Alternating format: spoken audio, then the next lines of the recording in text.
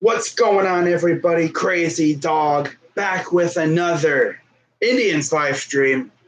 Game 96 of 162. And yes, I am aware I did not do a recap preview for this thing because we already knew what happened to the Tigers. I mean, really, we freaking swept them. But I will recap that series and this series, kind of when, and then of course preview the Blue Jays series. I'll just do like a whole homestand thing. This being as, this was a nice little homestand for the Indians. And we got Kansas City in town, first game of 3. And they got Mike Montgomery on the mound. For all you who may not be aware, who knows who that is, he was the guy who clinched Game 7 of the World Series for the Chicago Cubs. He was just recently acquired by Kansas City in the Martin Maldonado trade that sent him to Chicago to go play with the Cubs because Wilson Contreras or someone got hurt. So that was like a panic trade for the Cubs, and they sent Mike Montgomery to Kansas City. He is 1-2 with a 5.67 ERA and 18 strikeouts. And then, of course, we got Shane Bieber on the mound. He is 8-3 with a 3.49 ERA and 150 strikeouts. Now, as you'd expect, the lineup for Kansas City will look a tad bit different tonight, as it will be, of course, Whit Merrifield leading off as always. We don't know how long he'll be there. A lot of people think he'll still be there after the deadline, but we'll see. You have Alex Gordon, followed by Hunter Dozier. Jorge Soler, as always, batting cleanup. Chesler Cuthbert. Yeah, Chesler. Humberto Arteaga batting 6th. Nicky Lopez batting 7th at second base. You have Bubba Starling, who is one of their prospects. I think he was drafted in the same draft that Lindor was drafted in. He's just now come up. He's in center. And then you have Melbris Valoria at catcher. And then for the Indians, it's the usual Lindor, Mercado, Santana, Luplo, Ramirez, Kipnis, Perez, Bowers, Naquin. That's pretty much the lefty lineup. On the mound, of course, Bieber, 8-3, 3.49 ERA, 118 and 2/3 innings, 24 walks with 150 Ks, and a 2.14 opponent average. Now, I'm going to talk about a couple other rumors and stuff about Trevor Bauer here in a second. But 92.3 The Fan, the local radio station here in Cleveland, did a little article talking about 8 players the Indians should look at the deadline. Whit Merrifield, of course. I doubt it. He's probably the least likely guy we could go after. I think we could pull it off if we trade like Tristan McKenzie and a couple other guys for him. I could see it happen. Next is Domingo Santana. Ooh, I was thinking about that, dude. I was thinking about it. He's more realistic, less versatile version of Merrifield. Okay. All right. Wow. I could definitely see that happening. Probably wouldn't cost as much as Merrifield, though. Yasiel Puig, as Alfonso Marquez will be at home. Ryan Blakeney at first. Chad Fairchild at second. And Mike Estabrook at third. Those are the umpires. And I think Puig would be one hell of an addition for this team. I mean, literally, the Indians could literally add Yasiel Puig and then get some prospects or get some players for Bauer. Like, that'd be lit. Oh, baby, that'd be litty. Some hate Puig because he licks his bat. Edwin licked his bat and no one cared. But I mean, he's a savage. Give me a guy who does this all the time. Wild horse. Here's the first pitch. Fouls it off. And fouls it up. And Luplo makes the catch. 1 pitch, 1 out. And we're underway from Progressive Field. Wow. I don't think Puig would be traded because the Reds are actually good. Here's one that might be shocking. Jose Abreu. No. One, because we got, Jose Abreu and Santana platooning at first. Okay, bro. Here's the first pitch to Here's this Gordon. Yeah, Alex Gordon. Very good left fielder for the Kansas City Royals. Swing and a miss. Abreu would be interesting. Hunter Pence. Ooh. Okay, that could work, I guess. He's cheap. Probably wouldn't cost much. I think they actually signed him on a minor league deal, so that'd be cool. I wouldn't mind that. I don't think they're gonna actually do it, but I mean, if they do it, hey, okay, he's cheap. 2-1. Swing and a miss. Todd Frazier. Believe it or not, I looked on a article from the Mets fan page or whatever Mets page on Fansided, was it? They actually said Todd Frazier coming to the Indians. He'd be a good depth guy. 2-2. Lined right off the glove of freaking Lindor, right off the top of the glove. He just sits there like, are you kidding me? I thought, did he let's see what happened. Oh yeah, it went off the glove. It went off the top of the glove. Come on, Frank, you gotta make that catch. Oof. Yeah, it just bounced a boink off the top of the glove. Wow. And then, of course, you have Nick Castellanos, a guy who I've mentioned multiple times as a possible future Indian. That could work. But, I mean, he is a free agent after the season's over anyway, too. Has no glove virtually, but he could be decent. And then you got Justin Smoak. I guess he could work. Again, he will be a free agent after the season. Switch hitter, averages down, still got power, 15 dingers, 40 RBIs. Won't cost a lot to acquire. I could take it. Call up old friend Mark Shapiro and try to swing a deal for him. Now, talking about Trevor Bauer, as Dozier is even in the count, one apiece.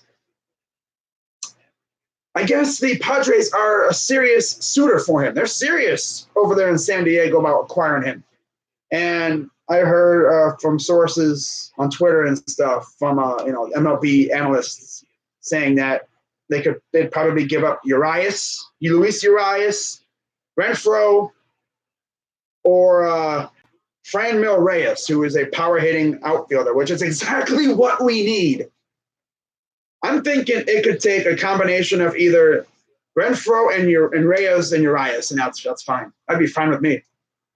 Maybe even a pitcher, just a little throw-in pitcher. Why not? But I guess, in order to get rid of Bauer, we, covet a MLB-ready bat, pretty much. So it's going to be really interesting to see what develops over these next couple weeks. But here's the 1-1 to Dozier. Strike. Kansas City coming in here. They actually beat the White Sox in their last series. I think they swept them because White Sox have not won a game since the All-Star break.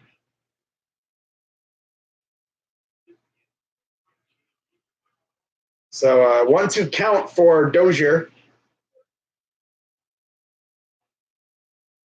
Low and outside, almost in the dirt. 2-2. Now, I guess Marcus Stroman is a popular guy these days because in his start tonight against Detroit, they got a whole lot of scouts over there. I guess Yankees are probably going to be there. I don't know who else will be there. 2-2, ball, almost the same spot, a little higher though. Same area, lower left corner, outside the zone. You got Soler on deck. I'm trying to get a freaking double play. I'm not trying to face him with runners on base. You kidding me, fool? You kidding me, man? I'm not trying to face this dude with runners on base. Hell no. You got me screwed up, bro. Swing and a miss. Struck him out. Pull the trigger. Bye-bye. And then you got Cheslor Cuthbert and then Humberto Arteaga coming up. Honestly, looking at the list of names, here's the guys who I would absolutely love to acquire. Justin Smoak, Castellanos, although it'd be more for his bat than anything. Maybe Frazier. I mean, he still has a little bit of power. And he always killed us when he was with the Yankees and stuff in the playoffs. The Todd Father, that'd be sick.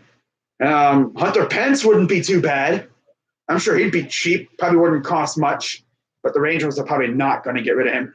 Abreu? No. I don't think he's not going to get traded, let alone to us. Bieber in those last 3 starts, 2-0, 2.01 ERA, 154 opponent average. Ooh, wow. Damn. All right. He's been very good his last 3 starts. Put it lightly. Here's the 1-0.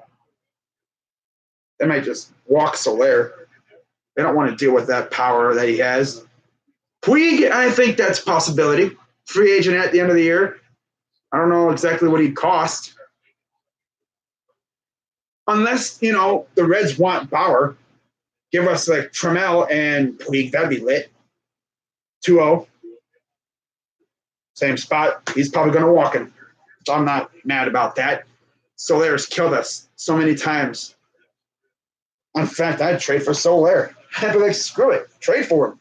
26 dingers. He's a right fielder. We need a corner outfielder. If he's available, we'll go swing a deal for him. 3-0. Strike. But then again, the thing is, it's hard enough to make a deal like that for a guy like Whit Merrifield. But you're talking about an AL Central rival. Wow, he's right behind Encarnacion and Trout in home runs this season. Domingo Santana would be nice, but I don't know exactly his. I don't know exactly what his contract is.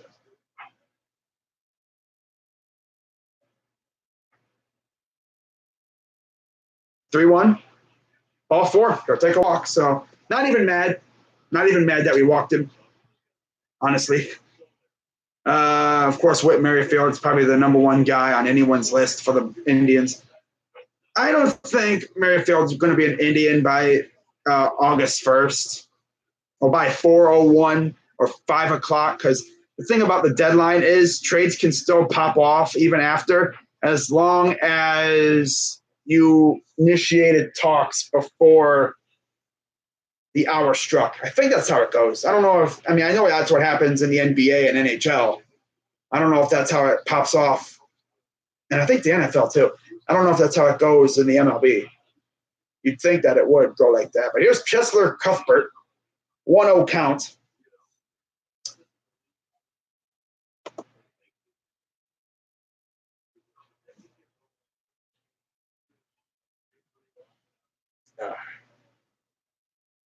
Turn this up a little bit. Turn it up. Turn me up. Turbo. 1-0. Strike. I understand Bieber's being a little cautious because you got guys on base, and then you got Cuthbert who can hit him out. He can hit dingers. He only has 6, but he can do it. He can definitely do it if he really, really wanted to. Here's the 1-1. Ball. Just don't load the bases for Arteaga, because anyone can hit a dinger.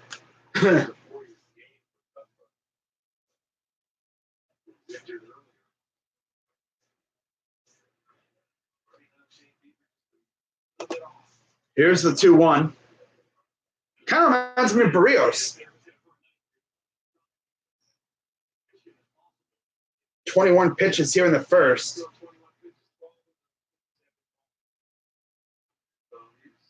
He's been on the same spot with those balls too, kind of low and outside. Kind of like on the white line in the left-handed batter's box. 3-1 count to Cuthbert. Here's the pitch. Fouls it off. Luckily, he went after it. Otherwise, he would have been walking to first base, and the bases would have been juiced. By the way, Toronto's already up on Detroit 1-0. And White Sox are leading Tampa 1-0 as well. So now you're going to see now the scouts in Detroit are going to see Marcus Stroman for the first time. And I'm pretty sure they're going to have the notepads out, writing down everything about him. Like, what is he doing? Oh, my God. He gave up a home run. Oh, my God. He choked. Or, knowing him, he'd go for a shutout. Payoff pitch. Ball four. Bases are loaded. This is like Barrios. Here comes Willis already.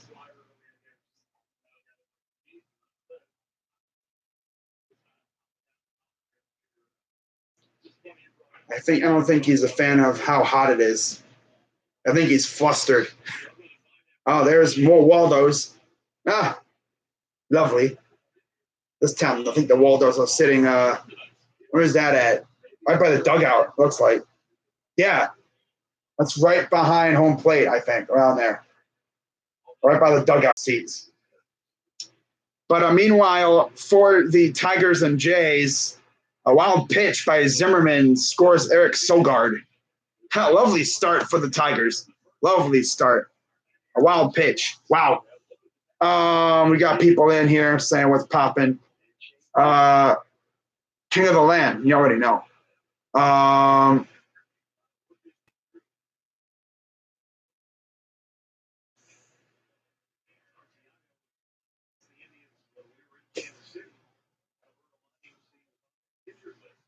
First pitch to Arteaga is a ball, and this guy is good. 24 pitches, and hey, he clearly doesn't like the fact that it's 93 degrees outside right now. He can't even throw a strike.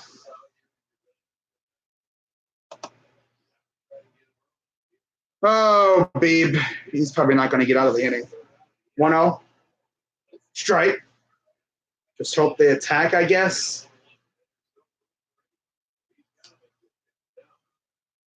And he's loaded the bases. This is the sixth batter in the inning. There's the 1-1. Swing and a miss. I guess just try to locate that fastball. Well, if Lindor would have freaking fielded that right at him ball, it probably would have been out of the inning already. If Lindor would have, if that ball would have went off of his glove, he would have caught that, and that would have been boom, boom, boom. But no. Wait, what? A balk?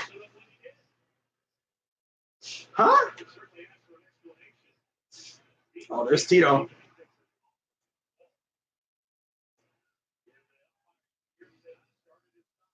Started and stopped. So the Royals are up 1-0 because of a balk? The umpires are already going to be like that now. Did he even start his windup?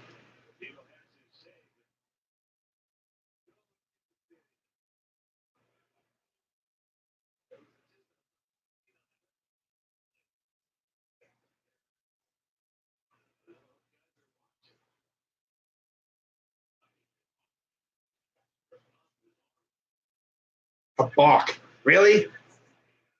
I mean, it's one thing if you go like this, you know, and then you start your thing and then you stop and then you start it again. That's a balk. This guy's just like moving his hand.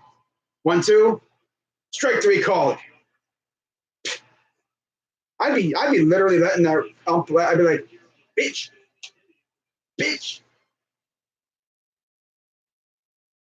I'd be like, bro, what? I can't. I gotta be standing completely still. What are we, Britain? What am I, one of those freaking royal guards? I understand you can't get into your windup and stop and then start. But really? Little flinch? The umps are already on their bull crap today, I see. That's lovely.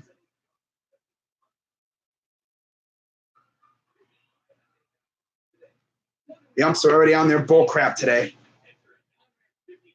Because, of course, they are. Wow. That's how it's going to start. That's how we're going to start. Well, so, yeah, 1-0 already. Thanks.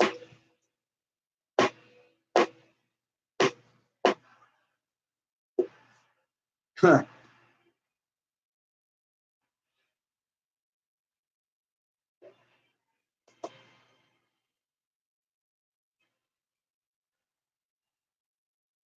Uh, Someone literally on Twitter just said it's kind of sad that we'll not see OBJ making spectacular.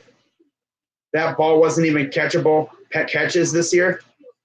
And I was like, wait, what? And then he's like, oh yeah, Baker just throws dimes.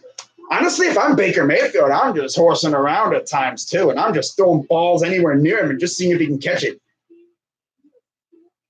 But really, a balk? Really? That's how you're going to start a game, umpires? It's been a rough week for the Indians when it comes to umpires and stuff already. And now that. But here's Mike Montgomery, 20 games, 1-2 record, 5.67 ERA, 27 innings, 13 walks, 18 strikeouts, 6 home runs. I'd be like, bro, that's a bunch of bullshit. Boy, man. Well, I mean, Lindor is part of that because he couldn't catch that ball.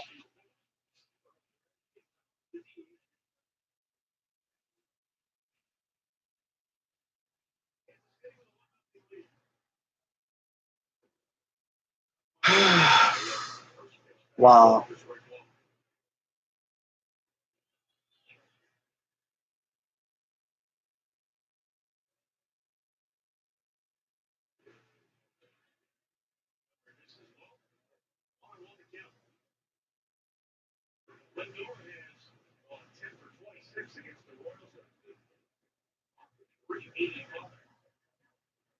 That's a bunch of horse crap. Here's the 1-0. Fouls it off. But I mean, you can't load the bases like that, you know? I know Kenley Jensen actually intentionally balked a while back because he felt like the runner was stealing signs. And he literally told the guy, I think he told his outfield or whatever, he said, I'm going to balk just to get that runner from second to third and get him out of his hair. Ball. Wow, that's.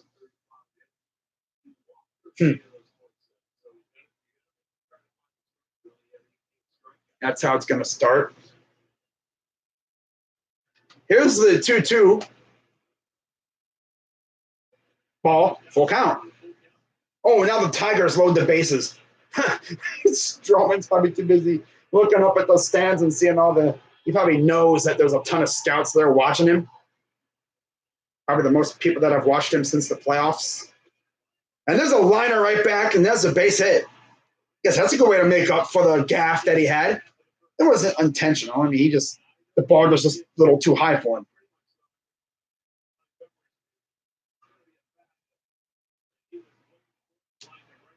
Revenge for 2016, bitch. No. Man, if only we had like someone who was actually at bat during that game. But I think all those guys are probably gone against Montgomery. I know Michael Martinez is gone. That's for sure. He ain't here around here no more. I don't know where he went. But here's Oscar Mercado, 281 average, 7 homers, 23 RBIs. Here's the first pitch. Inside, ball 1. I can understand like how you can be flustered because of the weather. I mean, I walk outside around here, bro, it just sucks the life out of you. Luckily, it doesn't get crazy hot. It's just humid. Here's the 1-0. Fouls it off. Mercado fouls it back. Not the greatest way to start off a game if you're the umpires. People are already complaining about umpires and stuff already. Like, I can understand, again, like, I'm not going to talk about this the entire game, although I probably will. Like, it's understandable if, you know, they call a balk, or like when you start your windup and then you stop, or like, you know, you move your foot, like you're doing something that looks like a balk. This guy literally just slightly moved his hand. Just slightly moved his hand, like a twitch. Oh, it's a balk, it's a balk. I remember several years ago, the Indians actually won a game on a balk. Albuquerque of the Tigers was on the mound. I only remember that because it's on YouTube. Yeah, that one game we lost was because hand freaking just imploded. Here's the 1-2 to Mercado. And Mercado laces one to left field. And now you have 2 on with no out. All right. That could be a way to motivate the squad. They already down me. Wow, Boston really losing to Baltimore? Who's on the mound for freaking Baltimore tonight? Oh, let's see. Got to keep an eye on some of these other guys, too.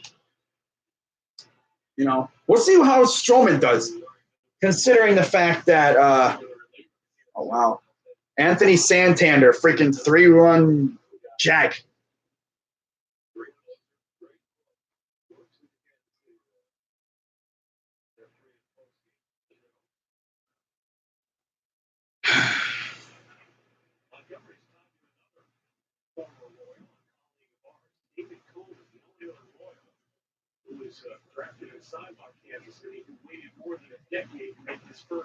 Wow. Here's the 0-1 to Santana.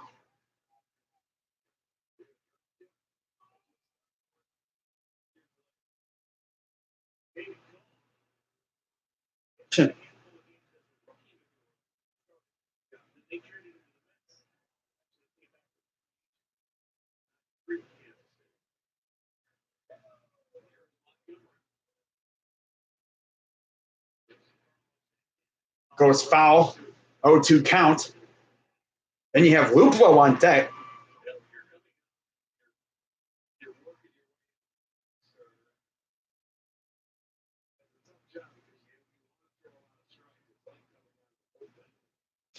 Crowd yelling, "Bach!" Nah.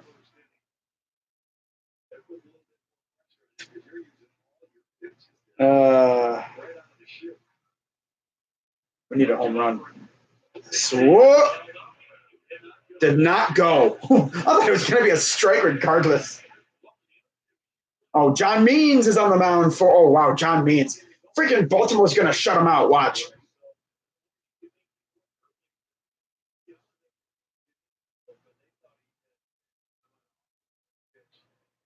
And he somehow held up. Oh, yeah. Okay, here's the 1-2. Ball.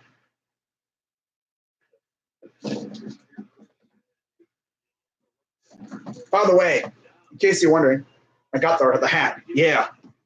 Repping the hat. Yeah. Yeah. Yeah, boy. I'm going to go Fernando Rodney right here. Yeah, I'm going to go Fernando Rodney. Yeah. Oh, of course, double play. Save. Hey, good job, Santana. Well, luckily he beat out the double play. So runners at first and third for Jordan Luplo. Luplo. Wish he could have, put a little air underneath that. He's like, whoa, buddy. Good job, Santana. Good job, Santana. You did good. Yay, you beat out a freaking throw to first. I was waiting for them because, he slid into my guy. Well, now here's Luplo. Yeah, John Means against David Price out in Baltimore. Santander went yard, 3-run Jack Daniels, and wow. By the way, in case you haven't heard, Tyreek Hill will not be suspended. Here's Luplo. Chopper again. Now that time they got him. We'll see if the Indians look at it. 2 straight double plays. Wow. They're going to look at it. They're going to challenge it.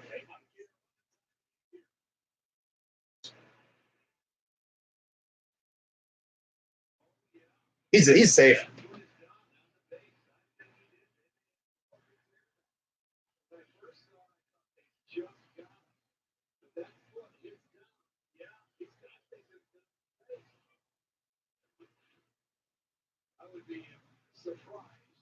Better be safe.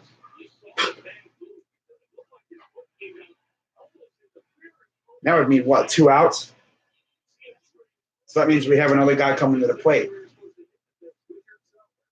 And we're gonna get decision already, or like I wonder what they talk about because people be yelling at the umpires. It's not the umpires. It's the freaking dudes in New York. Yeah, his foot's already done in that foot. Watch, they're gonna say he's out. Safe. Hughes, you better be safe. God, that was close. Talk about hustle, though. 2 straight broken up double plays because of hustle. Hustle, hustle, hustle. Hard, hard.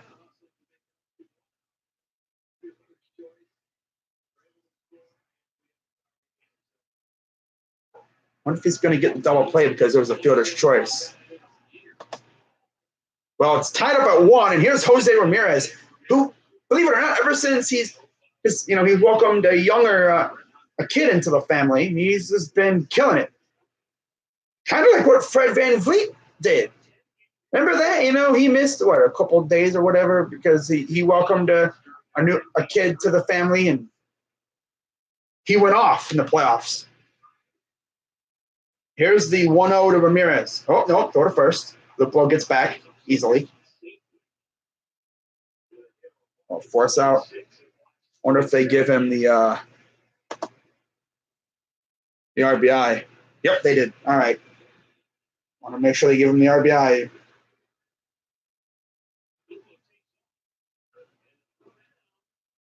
Out. Hey, I'm going to steal. So you just barely get on and then you try to steal. Why? Sometimes we can be very aggressive on the bases. And depending on who's on the bases, it could really, it's either stupid or like really smart.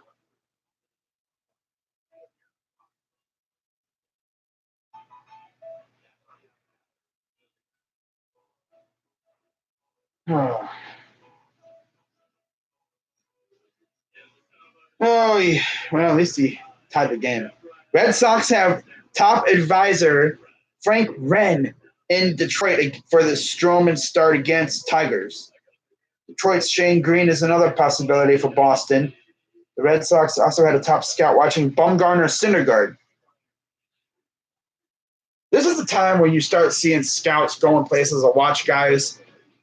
You're going to also have smaller, minor scouts, like not as higher up scouts, like scouts who are like lower on the ladder, like amateur scouts or whatever, going to like professional, but yeah, they're just like regular major league scouts going to watch the minor league guys. Like I'm pretty sure we have scouts watching Clint Frazier.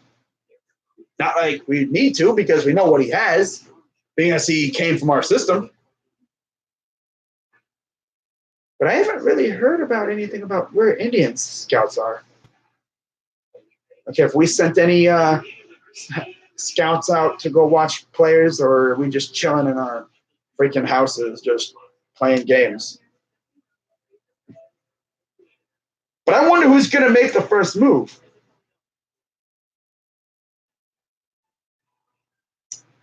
Are we going to trade for somebody, or are we going to trade away somebody? That's going to be really fun, to find out. Like, what do we do first? Trade away or acquire? We'll see. So Bieber back out for the second inning, tied up at 1. We're just happy. I'm just happy it's tied. Here's Lopez.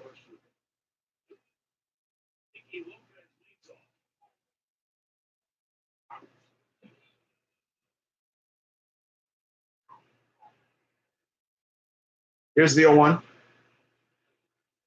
Did he go? And no. Oh, no. Okay, yeah, he didn't go. Okay. 2-0 Colorado over the Yankees, and 3-2. So Boston's already responded. Tied up at 1 out in Tampa between them and the White Sox. Right to Kipnis, and he caught that one. He's celebrating. Yeah, I caught it. Yay. Yay, I caught it. Should have caught. Yeah, you should have caught the first one. He's like, yeah, I caught it. Let's go. Freaking out over just a tiny little catch. Wait, I caught it. Like, look, Daddy, I caught it. Yeah, let's go. Just having some fun out there. And you can tell it's hot because he's already sweating. Like you can see the sweat coming through the jerseys. I remember when Cody Anderson first came up with the Indians, before he started having a rash of injuries. Pretty much, that dude would sweat. Damn, dude, Lindor's sweating already, which you could expect. It's 93 degrees out there right now. Here's the 1-1 for Starling. Batting 300. Only has a couple at bats to his name. Waited a very long time to come up to the majors. And with him being up here, expect them to maybe look at getting rid of Billy Hamilton as he gets called strike 3. I guess Beavers is going to have to chill out a little bit. Quick innings would be great.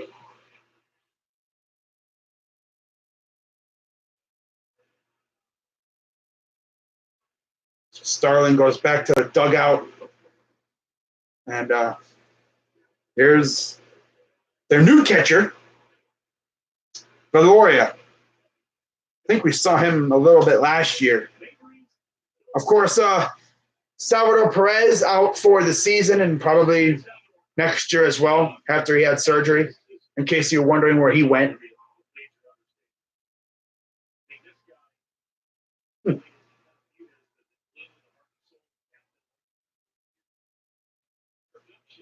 Wow. Melbris Valoria. Swing and a miss.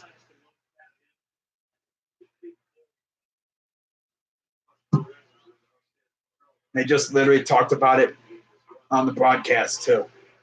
1-2. So I thought he was gonna miss, but he fouls it off to stay alive.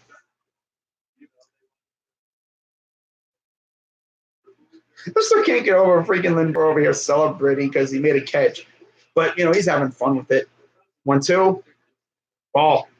Low, and it was over the plate, but it was way low out of the strike zone. Aaron Boone suspended 1 game for an undisclosed amount for his inappropriate. And he swung on and missed, struck him out. And after a rough first inning, he comes out and goes 1, 2, 3. Out of here. Ramirez, Kipnis, and Perez are due up for the Indians after Luplow got caught stealing like a fool. 2-0 Toronto. Did you know Stroman going to ball out in front of the? He's gonna have those guys looking like, wow, we need him on my team. Scott's gonna be calling up their squad, being like, hey, get whatever prospects you want. Like, we're dealing for this guy. Jordan Zimmermann. Oh my God. Then you look, it's like, oh, Jordan Zimmermann's on the other side. Yep. Jay's by like $1 billion. Jordan Zimmermann sucks. Oh my God. The pitcher. Not to be confused with Orion Zimmerman, who is a fielder.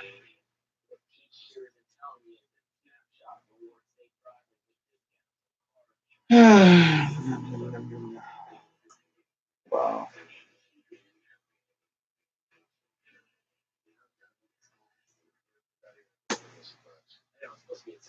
Wow.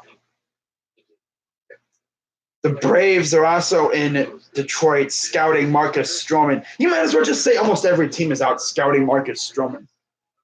The only teams that are definitely not out there scouting him are obviously like the tanking teams and the Indians, because we don't need him.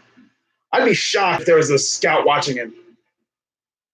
If I was an Indian scout, I'd just show up and be like, why are you here?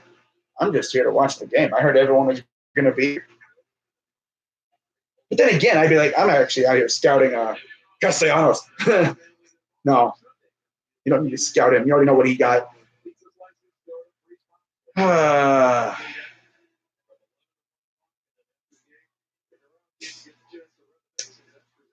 Ooh.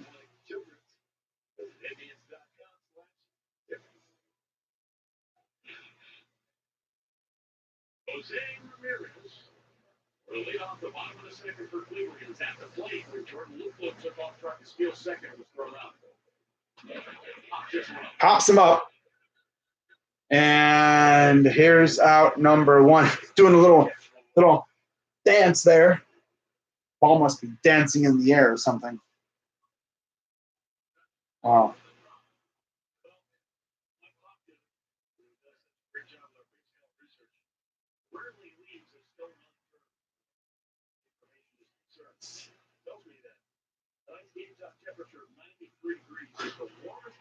Temperature here in Cleveland since September 10th of 2013. Wow.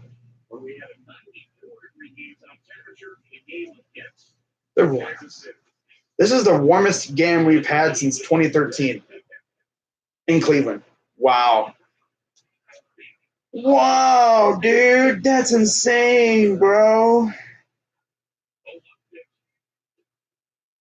Got him indecisive, and he swung and missed a little bit.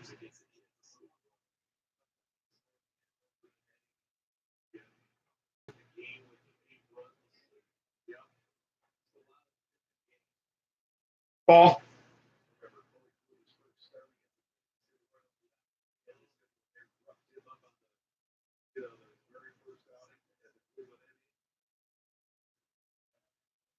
Here's the 1-2 to Kipnis. There's Kluber watching the game.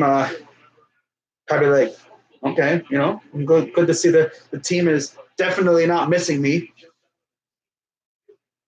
Feels like it's been a month. It's been a while. I mean, it has been a while since he's played, but it feels like it's been longer than it has been. Wow. Here's the 2-2 to Kipnis. And they call time.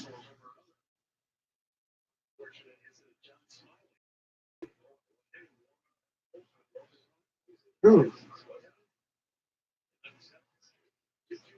2-2 swung on and missed. So there's your first strikeout for Montgomery. Kipnis. Turn it into whiffness. Trash.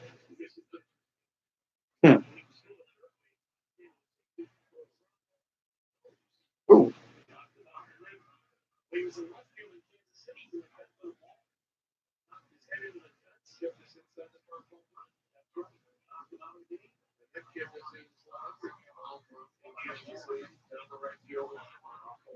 I remember being at an Indians game a while back against the Twins. I don't know who it was. I think it might have actually been Buxton.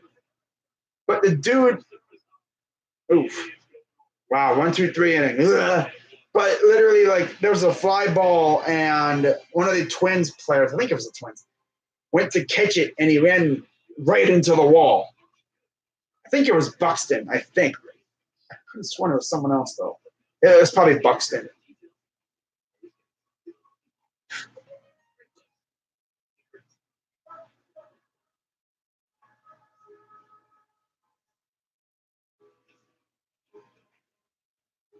Oh, wow.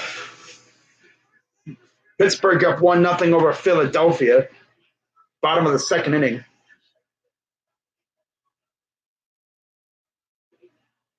3-1 White Sox. Cincinnati and St. Louis are scoreless. 3-2 Baltimore.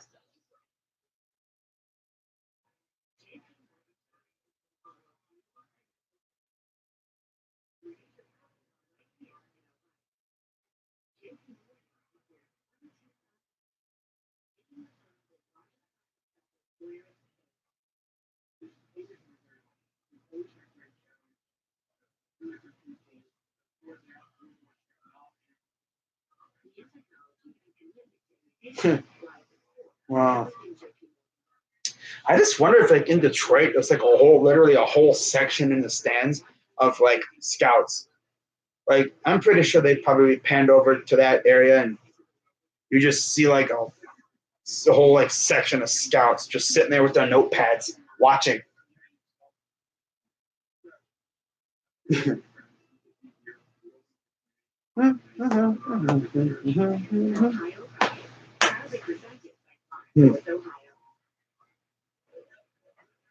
Well, 17,500 fans will receive a Francisco Lindor jersey, Mr. Smile jersey. I guess I don't know if you heard about this. Was it yesterday or whatever? Max Muncy of the Dodgers said Hector Neris screamed "F you" toward the Dodgers dugout after the last out yesterday. He's blown about 8 saves against us over the last 2 years. Muncy said, "I guess he was finally excited he got one."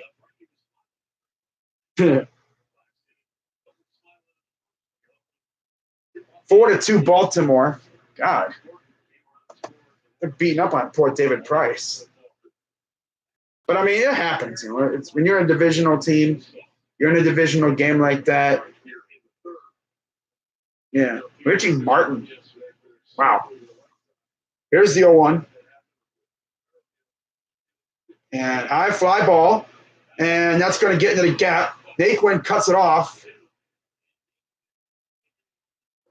and Naquin could not put much on the throw, and it's a double for Merrifield.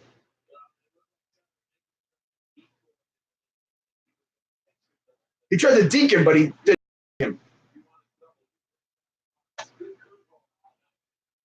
You know, if you're going to deke him, you're like some guys will do. If they don't think they're going to catch it, they like literally look up and they're like trying to catch it.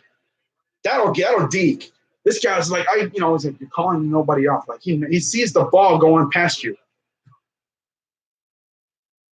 Wow, a triple for Richie Martin. God. And now here's Alex Gordon. Tied at 1, top of the third. Strike 1. 4-1 White Sox. Who the heck is pitching over there in Tampa, bro? I mean, dang. Wherever it is, must suck. Or they're just not good. Or the White Sox are just beating the crap out of the pitcher. Laced it through. Merrifield's going to hold it to a triple. I mean, can have a triple, but he'd go to third. Oh, Brandon McKay getting beat up by the White Sox. Wow. And there's still no outs.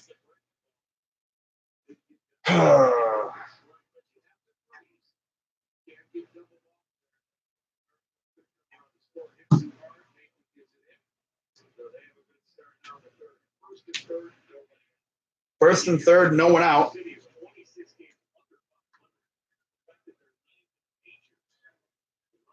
Tell you one thing, though, if we were somehow able to get Merrifield, that'd be so crazy. It'd be lit. But I don't even think Kansas City is getting rid of him. He has a team-friendly deal. And low key, he likes being there. Swing and a miss for Dozier. 0 for 1 with a strikeout. 290 average, 14 homers, 51 RBIs on the season.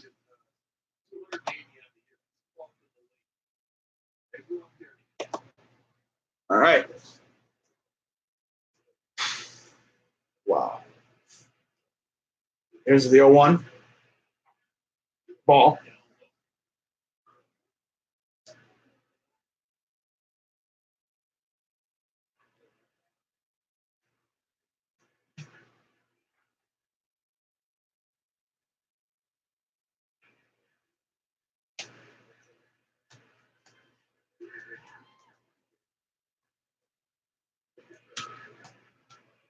Here's the 1-1. And they call time.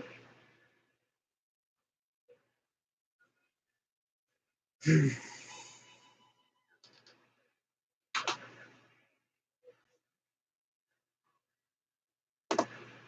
comes the 1-1 to Dozier.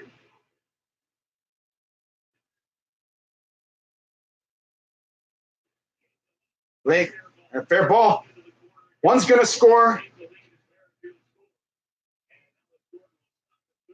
And Gordon will stop at third. Wow.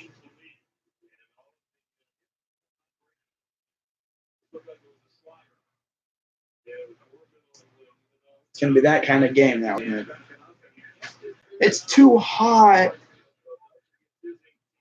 Freaking 93 degrees.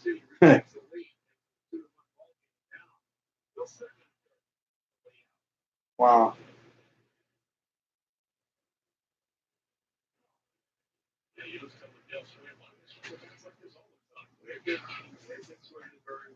First pitch strike to Soler.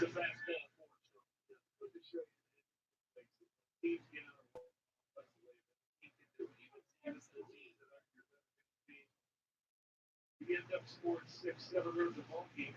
That's what you get in your streaks and your big games. Strike two.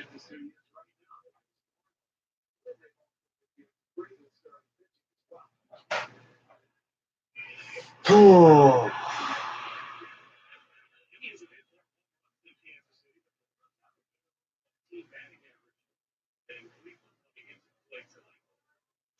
Oh, two. Strike three called. Ooh. That time he didn't shy away from him. Put it right on the very, very fringe of the strike zone. How he got a lit. That one probably had the equivalent of Kipnis's double play yesterday. Tiniest little bit of the ball hit the strike zone. Little molecule of ball hit the strike zone. Got him. Got him. Boom. Done. Got him. Got him. Here's Cuthbert, who walked last time up. One down. Here's the pitch. Ball.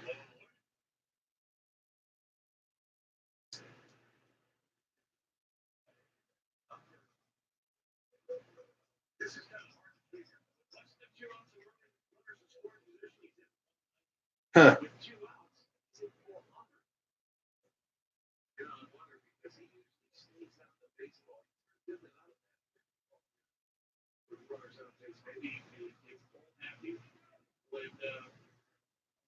There is less than 2 outs.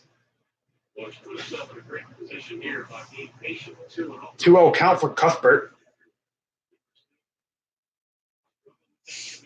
Here's the 2-0. 3-0.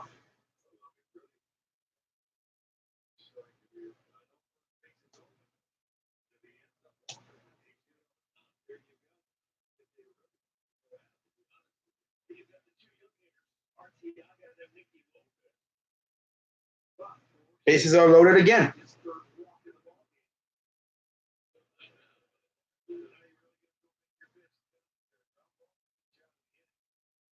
If you're indoor, Kipnis, make sure you get a good fielding of the ball. I mean, damn, but if, people ask me, would you give up Tristan McKenzie for any prospect, for any player? Yeah. That guy playing for the Royals right now, Merrifield. One of the only guys I would give up McKenzie for. I wouldn't mind. He hasn't really done much. He's great. He's a fantastic pitcher, but he's been hurt. And I don't know how that would affect his major league career. I'm sure when healthy, he's a monster. I've heard nothing but great things about McKenzie, but for Merrifield, team-friendly deal, give me Merrifield, man. If we have to get rid of McKenzie, I'll be fine with it. I'll get over it. I got over us getting rid of Clint Frazier and Justice Sheffield. And Sheffield actually hasn't really been all that. I haven't really heard much of Justice Sheffield.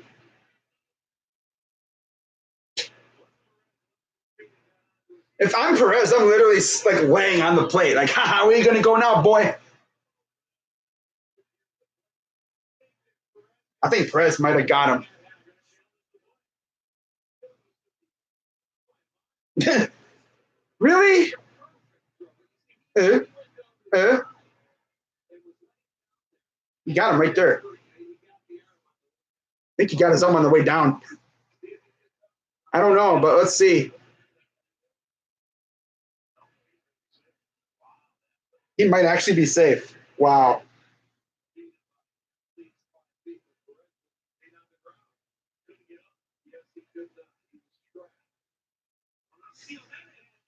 You imagine getting juked out by Alex Gordon. I'd literally just lay on the plate.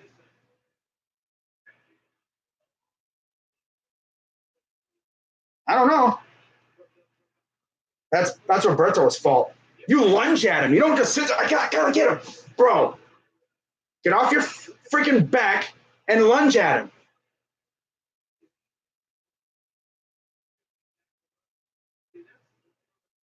They're going to say he's safe. That's Berto's fault right there. That's Roberto's fault.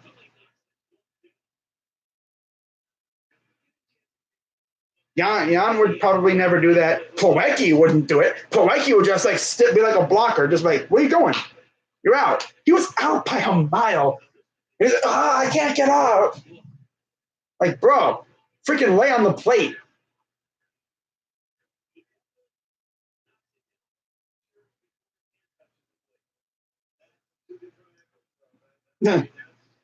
Oh, wow.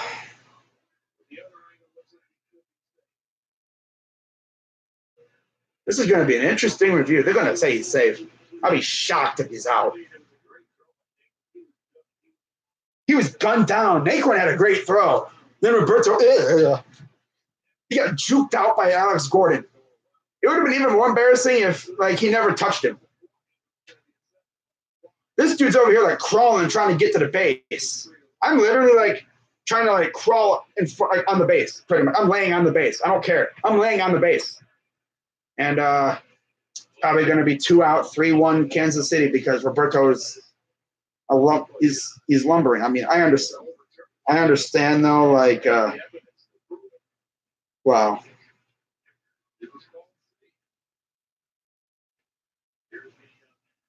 Here's the call. Out. Let's go. He's out. I guess they figured because maybe he pushed his thing down, but I mean, God, so close. Another. That's even crazier than the Kipnis one yesterday. I guess because he pushed his glove down. But yeah, still 2-1. 2-1 Kansas City. Wow. That was nuts. That was nuts.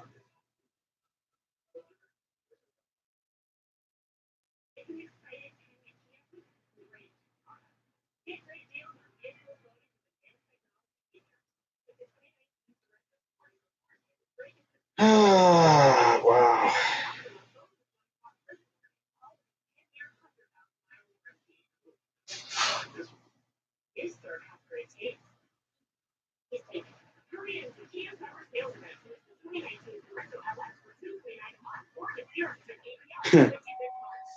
Wow. That was a crazy play.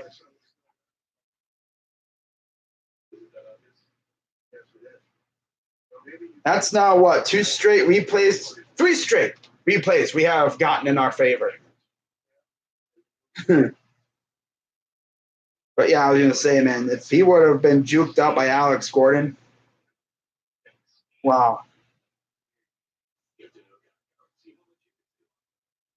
Oh, I was scared. I was like, crap. But then it's like, oh, okay, he got him.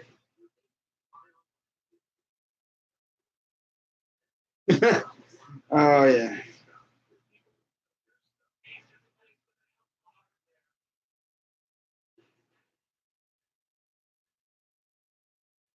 That's something like that you'd see like from like, Little League. Runners like jumping. I think didn't someone do that like a while back, like Deion Sanders or someone like literally jumped over the catcher? Connection to the game. Most multi-hit games versus the lefty. 5 for Luplow, 5 for Bowers, 4 for Santana, and 4 for Roberto. Not surprising. Here's Bowers. First pitch strike against Montgomery. Wow.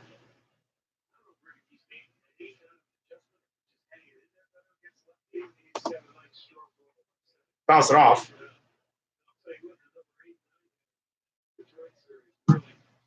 Oh. That was huge.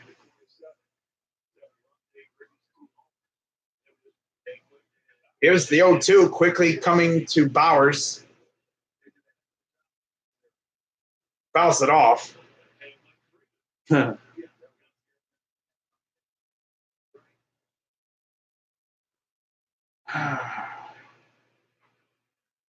it hasn't been the greatest week for umpires lately. Here's the 0-2. Fouls it off. It'll be the 8-9 one-hitters due up for the Indians. So it'll be Bowers, Naquin, the guy who made that ridiculous throw right there to gun down another runner. Especially because Gordon was out by a mile, but then he's like, I'm going to get crafty. I'm going to go around. You can do whatever you want around that circle. You could run around until the cows come home. 0-2. Yanks it to right field, and that's going to be a base hit. Bowers like, yep, I'm going to go back. They cut him off at second, so it'll be just a single for Bowers. Lead off, not bad. Tigers again have the bases loaded. What is with this dude Stroman loading the bases?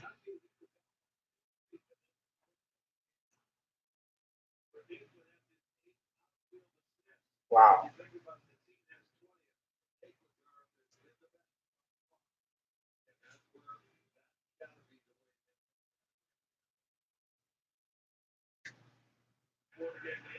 Tito's like, yeah, let's go.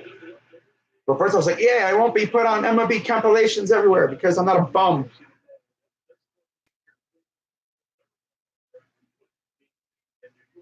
Oh, no, actually, the bases are not loaded. I don't know why I keep saying bases loaded. It literally says right now, bases are not loaded. I'm literally looking at it right now. It's 2-0 Toronto. Unless MLB, .com's tripping, which wouldn't surprise me. Wow. Going to first again. Safe.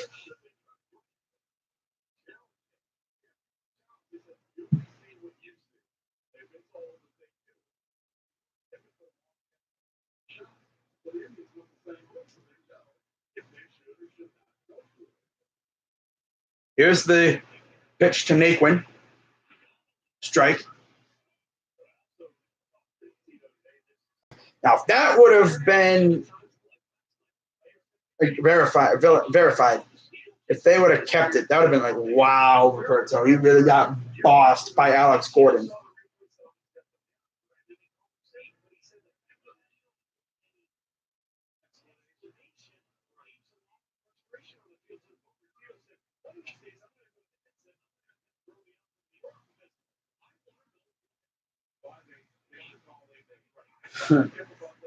Filming out from New York. Yeah. 0-1. Grounds it out. Or fouls it off.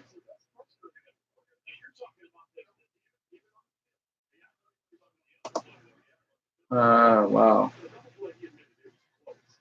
Yeah, we'll be facing Toronto next. So will we be facing Stroman? I don't know. Probably because he's playing in this game, and I'm guessing we'll be playing against him. Probably in maybe game 1. Fouls it off. I don't know how many games Detroit and Toronto are playing, but we got 3 here. I'm guessing 3 for those 2 teams. But I'm sure if Stroman plays, there's probably going to be a massive amount of scouts at that game too. He's going to have scouts at every outing he has from now on until the deadline. He probably only has 2 more outings after this one. Here's the 0-2. Ball. Same with Bauer and Boyd. I'm pretty sure they all have a couple more outings. At most, maybe 2. Depending on how many pitchers they used. 1-2 count for Naquin.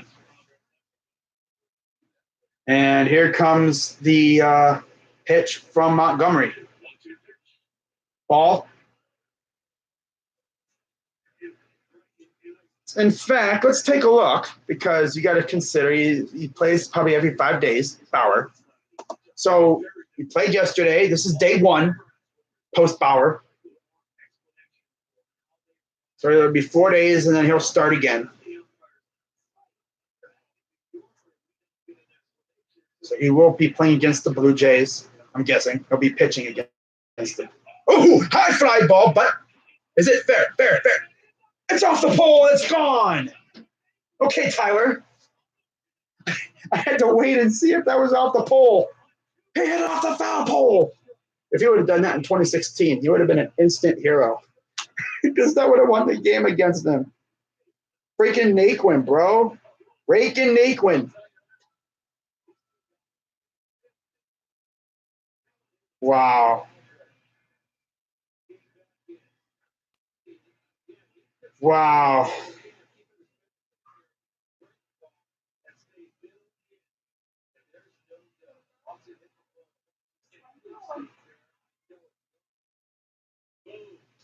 Off the foul pole. It's off the foul pole. High fly ball, deep right field. Is it fair? It's off the pole. I mean, there's getting all of it, and then there's smothering it.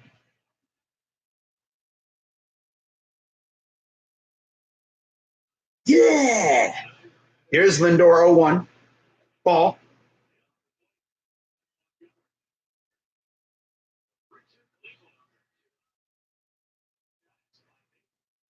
Naquin, Raking Naquin. But he saved the run, and then he's like, I'm going to give us the lead here.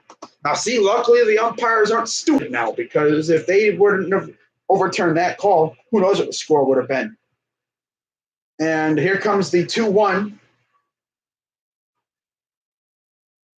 That was the 9th home run for Raking Naquin.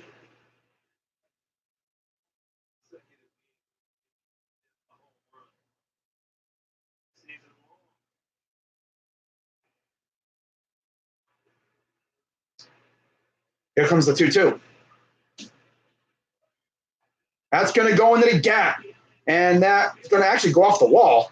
Gordon, I think that's Gordon in left, will play it. And, or is that, that's Starling. That's Starling, I'm pretty sure. And by the way, there's still no outs, and Lindor gets the double.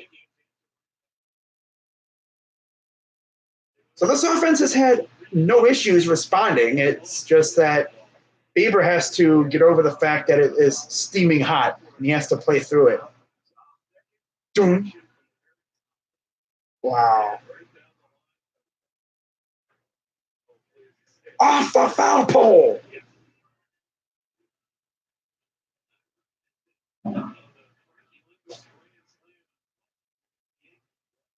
And I believe Marcus Semien just, we got other games going on too. We got a meeting at the mound, looks like. Wow. Marcus Semien. All right. Let's see you, my dude. Got a mound visit.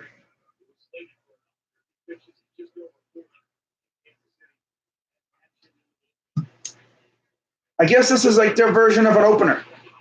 Mike Montgomery going for about 50 pitches. And you got Flynn warming up in the pen. So they're going to be rolling with the, another lefty. Yep, another lefty. So teams are going more with lefties, which, I mean, usually in the past, that's been like, oh, crap, you know. But now it's like, we got guys who can rake lefties. It actually hit him. Did it? Oh, it didn't hit him. It nearly hit him. I don't think it hit him. Let's see how. No, it didn't hit him. Don't be acting. Don't be trying to get an Oscar.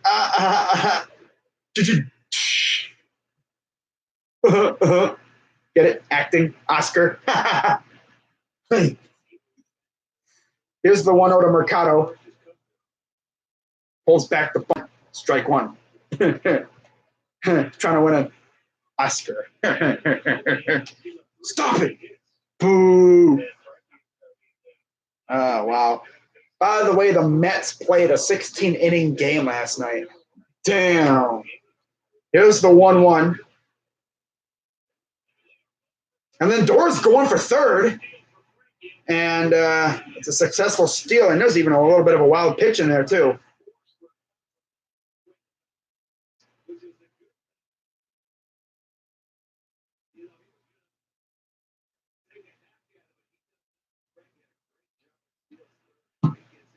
'14th stolen base for Lindor. And you got the infield coming in. Still no outs, by the way, with Mercado up. And we'll see what we can do here. 2-1. Yanks it left field. That's going to score Lindor. And might even be a double for Mercado. He's going to hold the brakes at second, and he'll go back to second. Bang, bang, bang, bang, bang, bang, bang, bang, bang, bang, bang, bang, bang. 4-2 Indians. Wow. And Ned Yost will come out to get his guy, and that's going to be the day for Montgomery. Goes 2 innings. Did not get it out in the third. So just about 50 pitches for him. I guess you could say he's an opener. A lot of teams are utilizing the opener nowadays, and yeah, didn't really work out for Kansas City.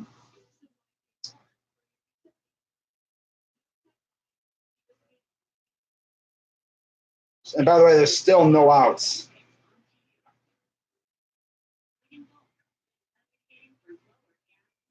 Wow. They're in the bottom. What are we? Bottom third. Okay, still. Wow.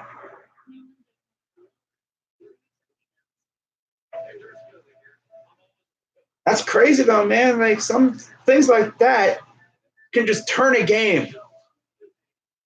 You know, you had the RBI, or not the RBI, you had the 2 double plays that were legged out. One was actually changed due to a challenge, luckily, and then the biggest part of the game, arguably in my eyes, so far, the challenge at home. Gordon looked like he actually got beat. Roberto, he touched the base, but after a challenge, they found out that he was out by that much. I'm going to say probably that much, by a fingernail.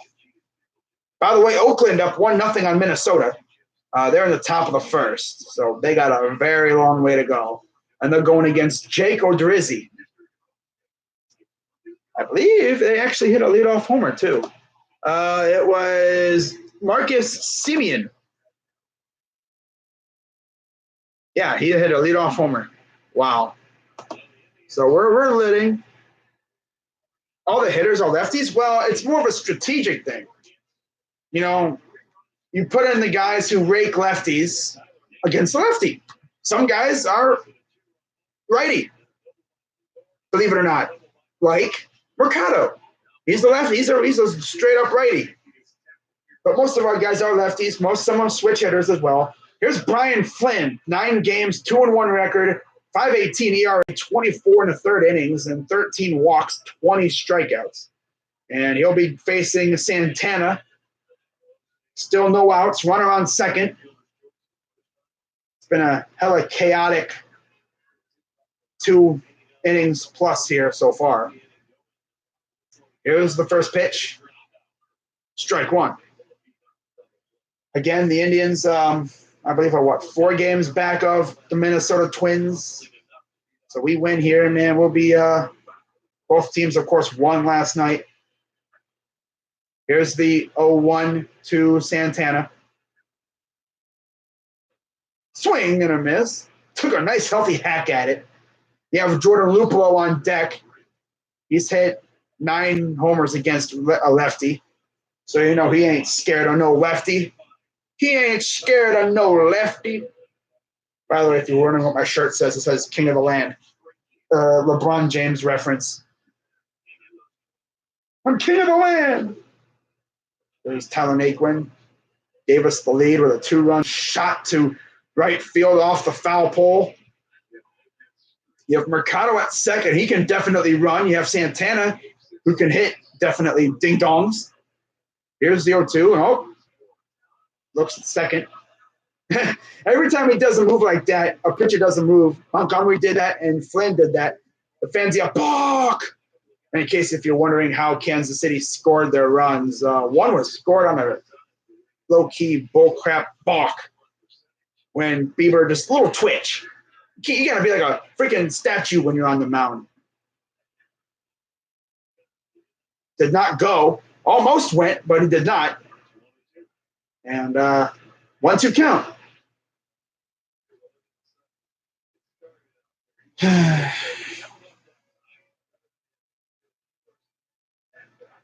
But something tells me, man, there's going to be some moves made over the next week or so.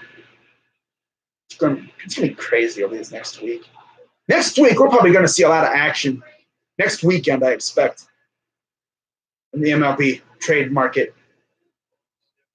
You know, I bet you Bauer is probably going to maybe go 1-2 more outings, then he'll be gone, I'm guessing. And reports say the Padres are a serious contender for him.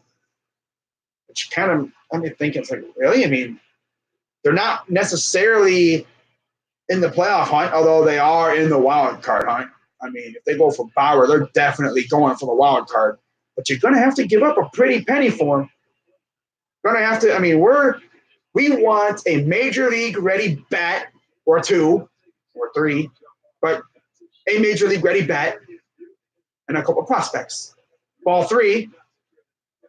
And Santana got a full count. But yes, Steven, yes, a lot of hitters are lefties nowadays. In fact, that's where most of our guys get their power from, the left side. Santana, I mean, you got Lindor, obviously, Ramirez, they're all switch hitters. They rake from the left side. Payoff pitch. Ball 4. Wow, he was looking like he was going to strike out, and he's drawn a walk. I don't know what Ned Yost is yelling about. Luplow hit a bomb off of Boyd. Wow.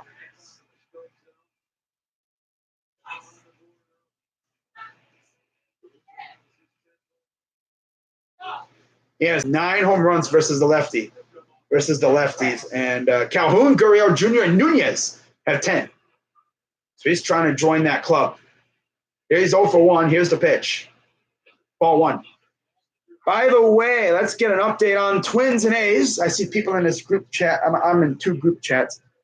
Oh, okay. Chris Davis singled.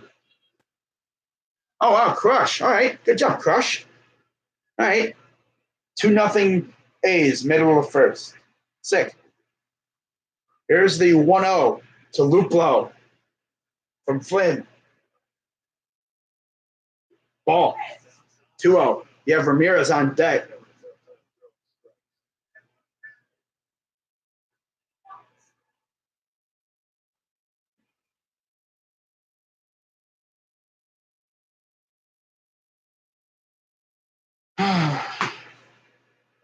Here's the 2-0. Strike. So 2-1 count for, I call him the lefty slayer, Jordan Luplow. Luplow.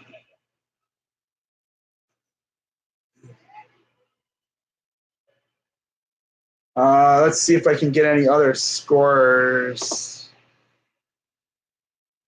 Ooh, swing and a miss. He's trying to send that one over to the Rocket Mortgage Fieldhouse next door. 4-2 Yankees. 4-2 O's. 4-0 Reds. 4-2 White Sox. 3-0 Toronto. Damn. 4-2 Indians, of course. 1-0 Pittsburgh. Top 5. Dang, you're already in the top 5th. 2-2. Pops it up. Fouls it back.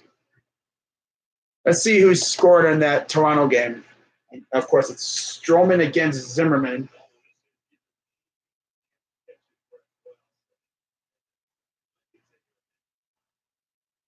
If I'm Bieber and I'm seeing this, probably washing his face off a little bit, trying to get the sweat off. Could wash his jersey and be ready. 2-2. Ball. Full count. This is what Bieber wanted, though, pretty much. This is what you'd want.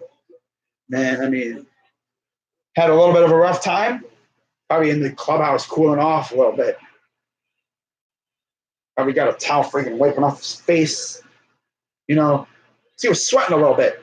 And Freddie Galvis just scored a couple of runs, it looks like. Let me guess, 3-run homer. 5-0 Toronto. Here's the payoff pitch. Ball 4. Bases are loaded. Yoshi's like, bro, you really wanted to bring this dude in? He's put that number 7 dude. That must be the pitching coach or something. He's like, I thought it was going to help. And now we have Jose Ramirez, who has been on a tear lately. Very large crowd at the game tonight. A lot of people. You have Mercado at third, Santana at second, Luplo at first. All 3 guys can really run if they have to. Here's Jose Ramirez. Here's the pitch. Strike 1. Oh, man, I want to see him freaking hit a grand slam. I haven't seen a grand slam yet this year. I think we had like 3 of them or so last year. 2 were from Michael Brantley and within a week of one another when he first came back from injury last year. Here's the 0-1. Fouls it off. He puts that thing anywhere like in the gap to at least 2 guys are going to score. Ground ball to right fielder Castellanos. Hernandez scores. Okay, so all around scores 6-0 Toronto. Damn. Toronto is kicking the absolute crap out of Detroit. The freaking O's are beating the crap out of the Red Sox right now. Freaking David Price is getting beat up. 0-2. Fouls it off. Oh, no.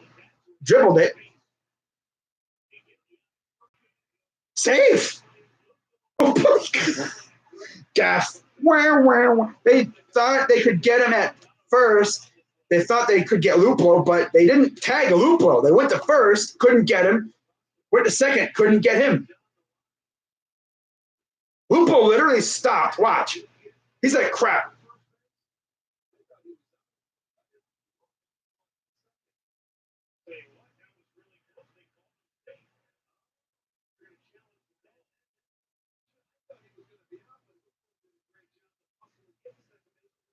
Because Lupo literally just sidestepped to get out of the way. He's like, okay.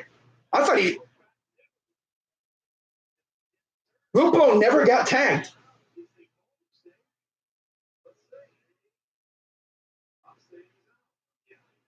I think Ramirez is out, though, by a cleat nail. By a little cleat thing. But everyone will score. If they call him safe here, bro, I'd live. But it's only 1 out. Runner scores. Doesn't matter. He gets an RBI. Oh, well. I'm not mad if I'm Jose. I scored a run. It helps the batting average. He scored a run. Also, I'm tipping my cap to Luplo because he avoided getting tagged. I thought double play. I was like, what the heck's this dude doing? It's double play. This dude literally stopped. Barely out. He's like, oh, well, I got the run. I'm not mad.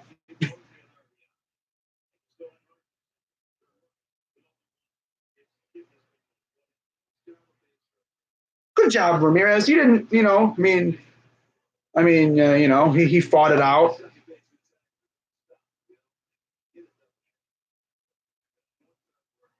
I thought full speed. It looked like he was safe from the angle that they show, but then it's like, I don't know. Good hustle. Not mad. At least he scored a run. Now here's Kipnis. And the thing is, it was like a check swing, too. So we didn't really have a lot of oomph on the swing, but we do score a run.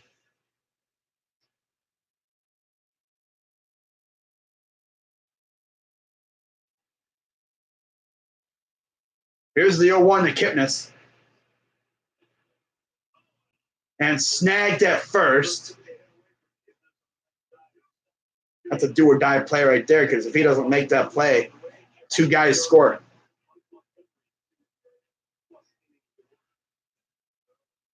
Wow. Huh.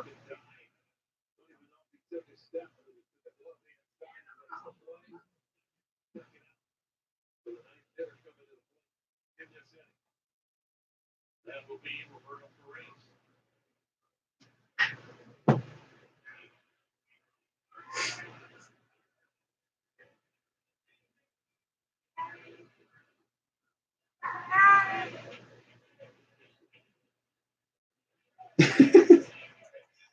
My cat literally is trying to beat my other cat's ass right now.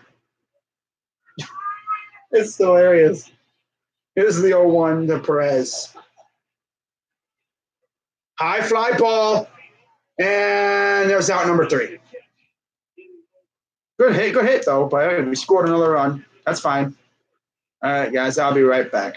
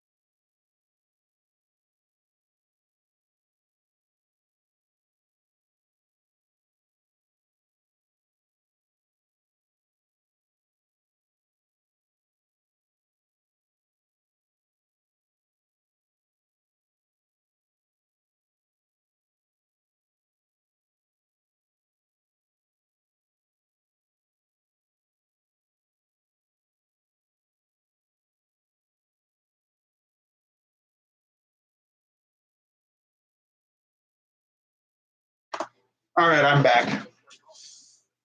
Oh, wow.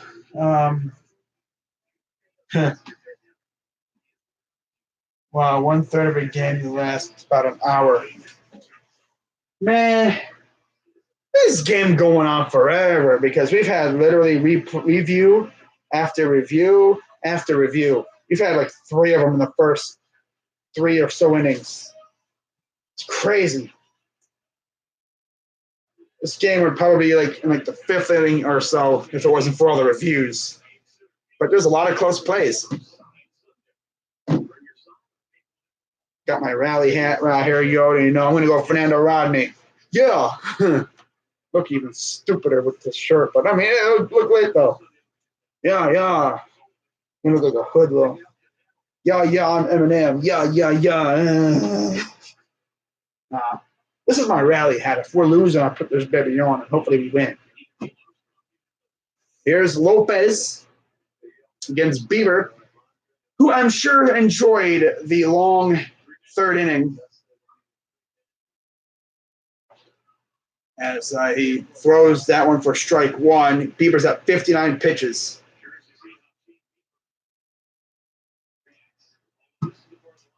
One. Bounce it off. 6-2 Baltimore. Let's see how Baltimore has done their damage.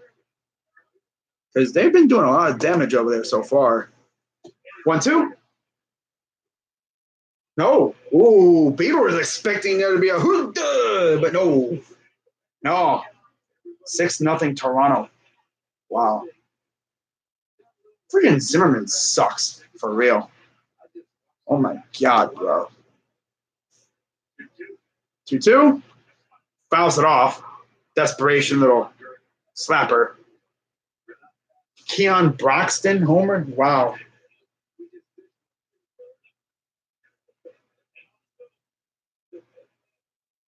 Here's the 2-2 to Lopez. Fouls that one off. Oh, nice snag by the ball boy. Out and left. Off the wall.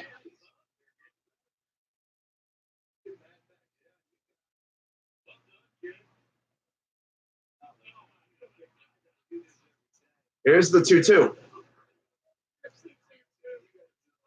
Fly ball, left field. Mercado calls it and makes the play for out number 1. Luplo gave him a space, and he's like, you got it, bro. All right, good job. Nice. Plays it off the railing. Nice snag. Wow.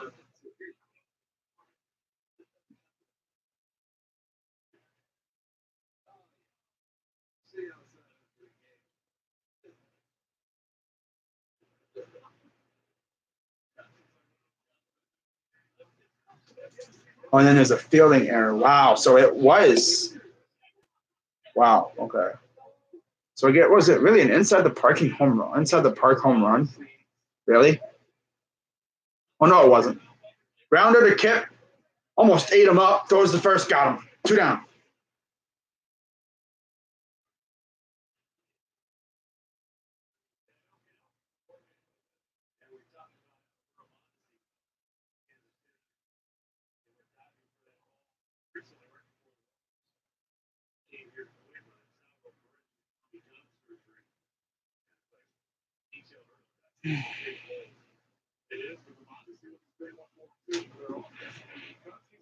Oh yeah, Edberto Mondesi's out, so that's really interesting. And I'm going to see if we have any updates on the injury list for the Indians as well. 0-1, ball to Viloria.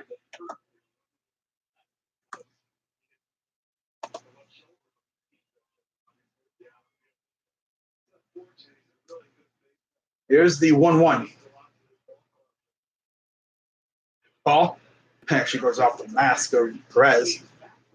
So 2-1 count to Viloria. Bieber's at almost 70 pitches. He's probably going to go 6 or 7 innings, which isn't too bad. Ball. 2 down.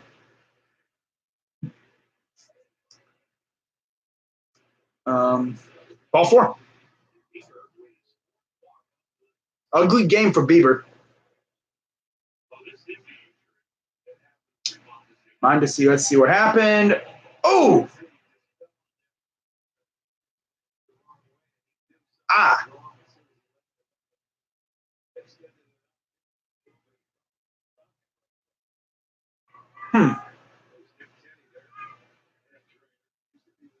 Zimmerman's already out of the game. Wow. Huh. Here's Merrifield.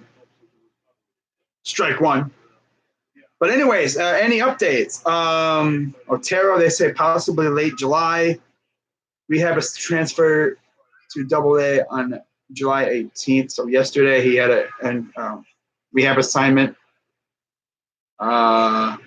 Jeffrey, still no update on him since July 12th. Salazar did his rehab assignment on July 11th. I think he had another one a few days ago as well. Zimmer, captain setback, haven't had no updates on him since June 29th, when he suffered a setback before his AAA rehab assignment. I don't think he'll be back this year. Here's the 0-2. Ball. Anderson's out for the year, pretty much. Carlos Carrasco, they say possibly this year he could come back. I don't know, but we'll see. Kluber, probably by next month. So there's your updates. Here's the 1-2 to Merrifield. How's it back? Yeah, Bieber's probably going to go 6, if that. He definitely ain't going more than 7. I doubt that. So we're going to have to rely on our bullpen again.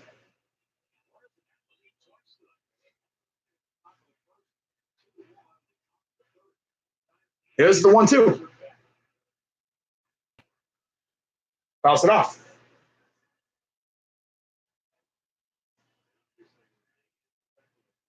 Now for Kansas City, their injury report, not many people. Only player in the majors without consecutive hitless games. No player since at least 1906 has gone an entire season without consecutive hitless games. Wow, and he's 1 for 2, so obviously that ain't going to happen now. Here's the 1-2 pitch.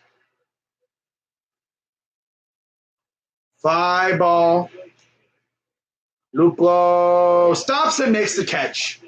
Had to slam on the brakes and makes the clean catch and retires the side. So for the Kansas City Royals, their injury report only has 4 guys, and 2 of them are, or maybe even 3, I guess you could say, could be back at some point this year. Jesse Hahn, They say maybe this year he's been recovering from elbow surgery in August of 2018. And then Trevor Oaks recovering from hip surgery from March.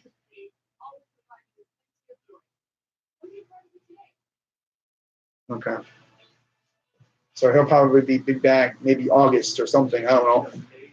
Salvador Perez will be back probably next year. And then Mondesi, I think, wasn't it something to do with like luggage or something? Oh, no, that was something different. Never mind. For Salvador. And then Mondesi just had a dislocated left shoulder. He'll be back probably next month, a couple weeks. Who knows? But talking about Trevor Bauer and how many more starts will he have before the trade deadline?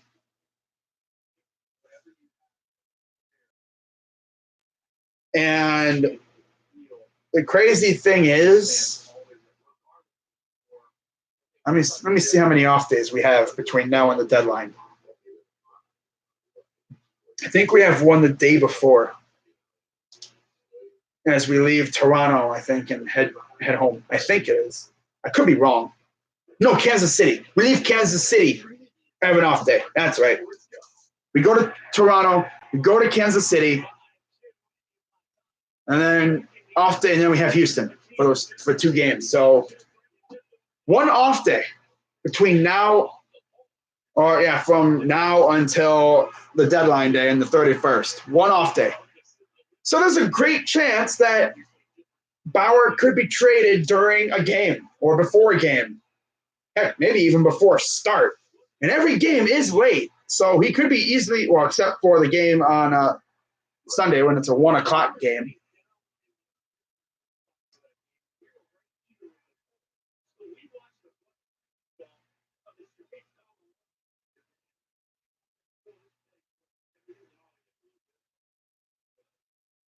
Wow. So here's Bauer's. Wow.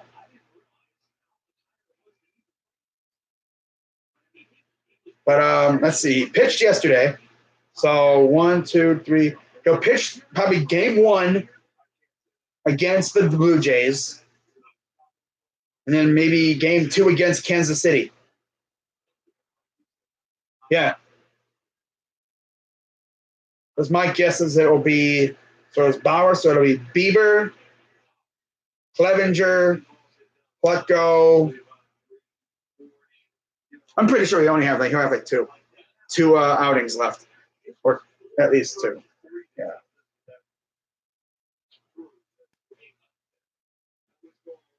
Yeah, I'm pretty sure he'll have like 2 or 3.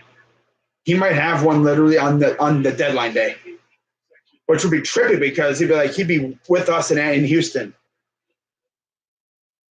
And for Lowell, let's take a look at where he would have to go if he was traded. Here's the 2-2. Paul. So let's take a look at San Diego because, as I mentioned, they are a serious contender for him. Like, they're legit. Like, I can understand that, But here's the payoff pitch. Swung at ball 4 and it goes foul. So we got saved there. And here's the schedule for the Padres. And let's see where he would have to. Because if he gets traded, he's going to be on the road after today until like a day before the deadline. Payoff pitch. Just throws the bat at it, and it goes fly ball right field, and there's out number 1 to Soler.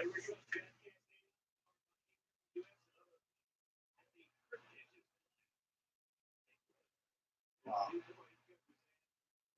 108 miles per hour, exit velo, 433 projected distance.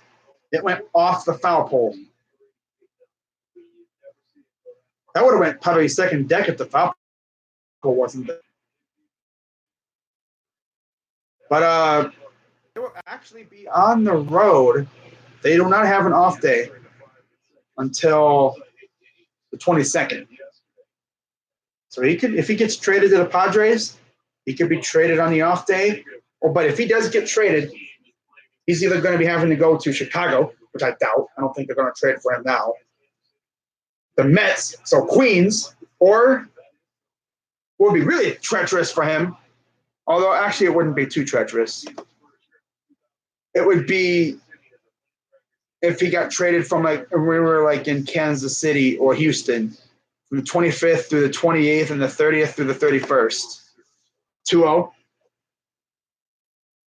So 25th through the 28th in Kansas City, or the 30th and 31st.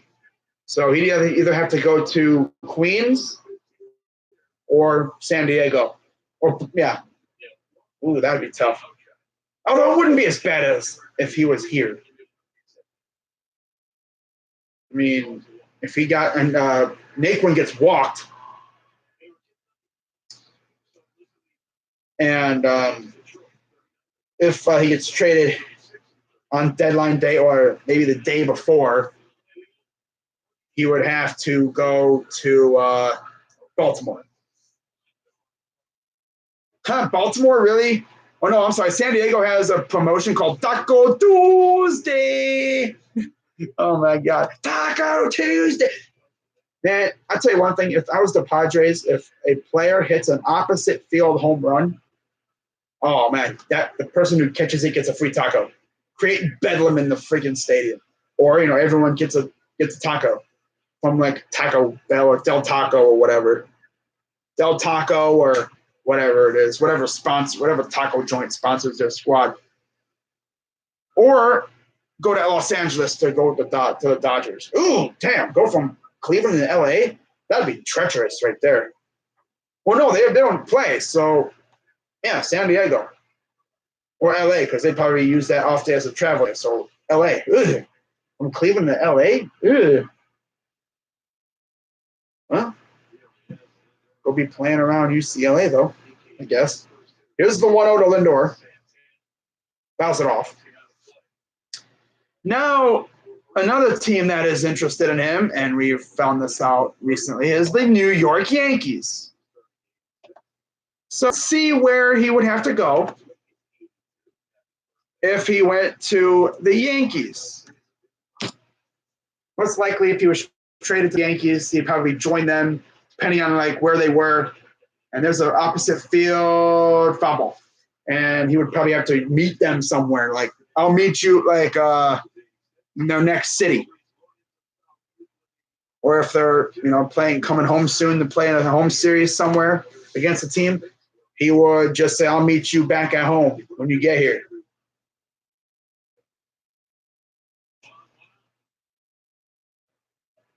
Wow, Edwin hit a grand slam. 1-2, ball. Villarreal is really doing a good job. Really good job behind the plate.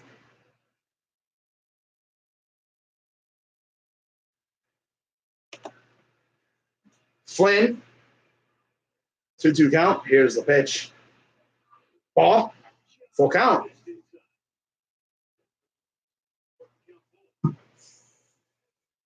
Mercado on deck.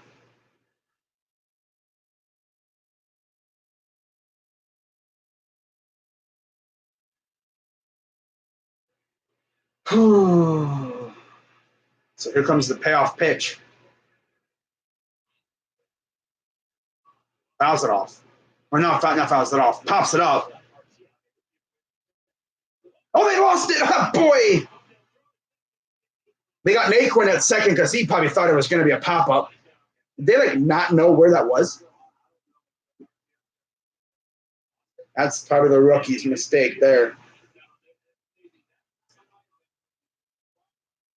Because he had the second shortstop and center fielder all converging on it. And, of course, they're going to get Naquin because he didn't know.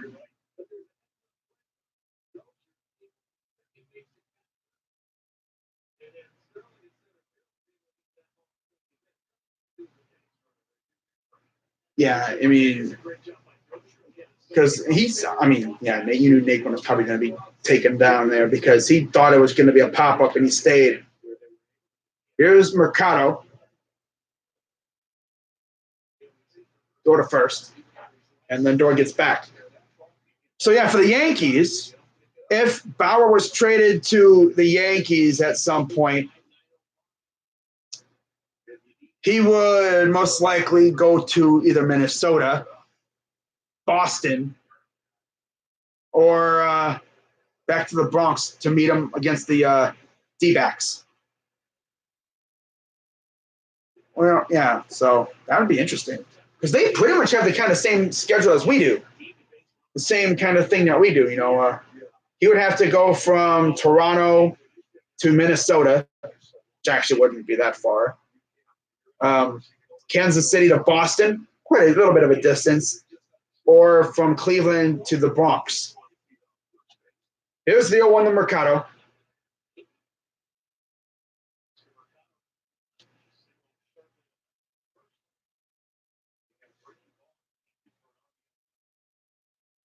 But I think the way usually it goes is depending on when he gets traded, because everyone thinks he's going to get traded. Honestly, I do too. We'll just have to wait and see. Ball, 2-1.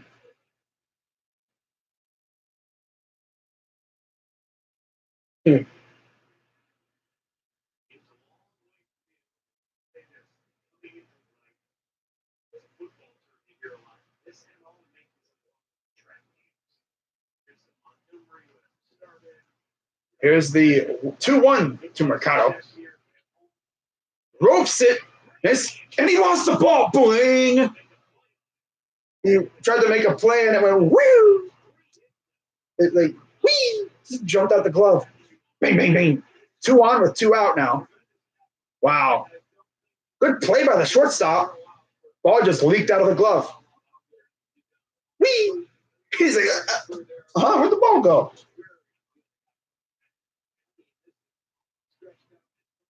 Good play by Arteaga. He just didn't have the ball. You're missing something, my dude.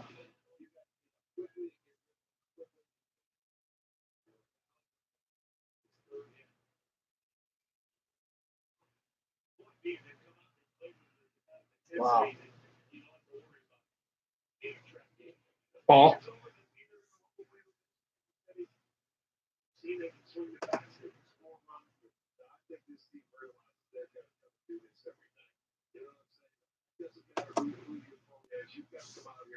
Here's the 1-0.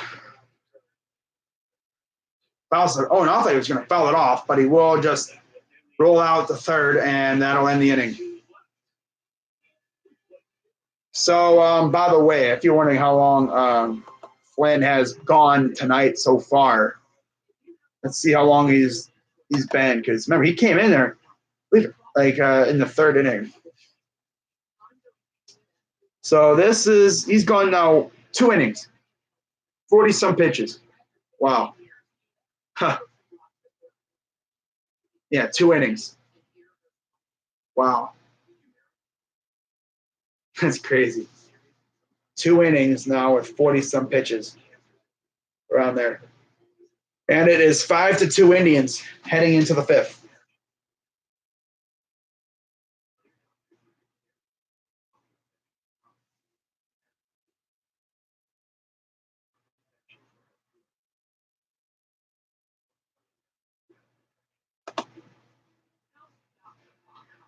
Oh, wow. Yankees is highly. No. They can go as far as they want to go. We'll see what they do at the deadline. Cody is on to 60-day DL. Yankees is highly unlikely. Yeah. Oh, man.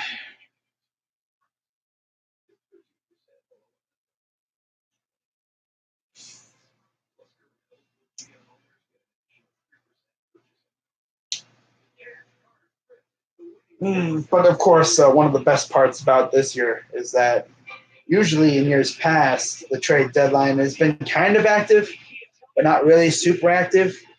Teams that are kind of on the bubble, they'd be like, well, you see, we don't kind of know what we're doing, so we're just going to wait until the August trade deadline until August to make a move, like we did with Donaldson last year. But The problem is this year there's no August trade deadline. You do everything before July 31st. Now you can't. I've actually heard that there is one sort of trade you can do in August, and it would have to involve players who are on minor league deals and not on your 40-man roster, I guess. And a prime example would be Drew Butera, I guess. I actually looked it up a few days ago. And there's a fly ball for Gordon, but Mercado is there, makes the catch on the run, and one down. I think Bieber could easily go maybe 6, 7 innings if he had short innings. Couldn't you send someone to minors? Yeah, I'm sure you could. I mean, I don't know about minor league trades like we did with Mercado.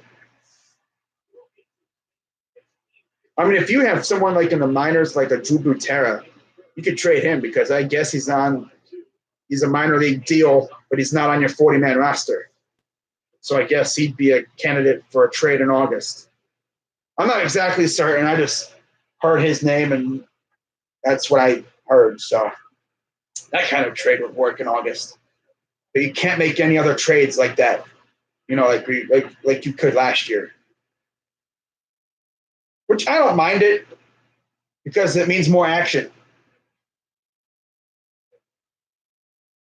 Like, I'll never forget when we traded for Donaldson last year. I was at a high school football game sitting there, and I check my phone, and I see that Donaldson has been traded.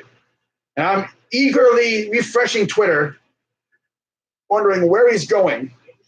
And I find out he's coming here. I'm like, yes, let's go. It's like that's a good move.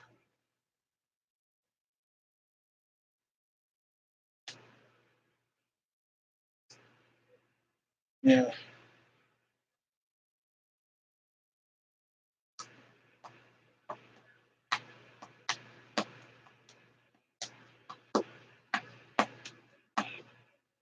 Strike 3 called on Dozier, and that's 6 Ks for Bieber.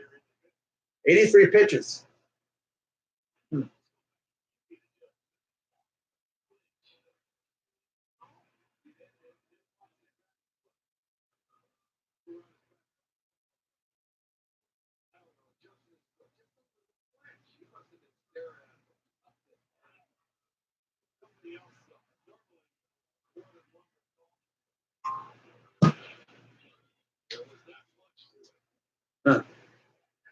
Here's the first pitch to Soler. Ball 1. Oh, I tell you one thing. This is probably going to be absolute madness the week before the deadline and the week of as well. Pops him up, and Santana will make the catch. And that will retire the side. So easy inning for Bieber.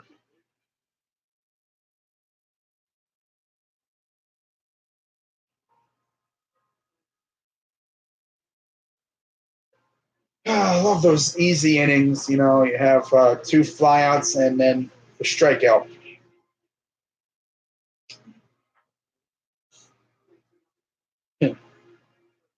Wow. But yeah, guys, if the Indians do make a trade and I'm not streaming, I'll make a video talking about the trade, kind of like what I did last year with Leonis Martin. Even if it's like, I'm not going to do like a minor league deal. I'll just mention it during the game stream later that night or, the next day or something. But if it's like a minor league trade, which we've already done a couple of those, like we traded for like a pitcher from the Padres who's now in the minor leagues. So I'm not going to make a video about that. But like we trade Bauer and I'm not streaming. I'll make a video on it or something, or I might even do a little small stream for it too. I don't know. But I'll tell you one thing, it's going to be absolute madness. I cannot wait. You already know I'm streaming on deadline day. I'm not sure how long I'll be streaming or what time I'll start. I'm thinking about doing a couple hours. like maybe like 1 o'clock till 4 or something. Because the Indians play at 7.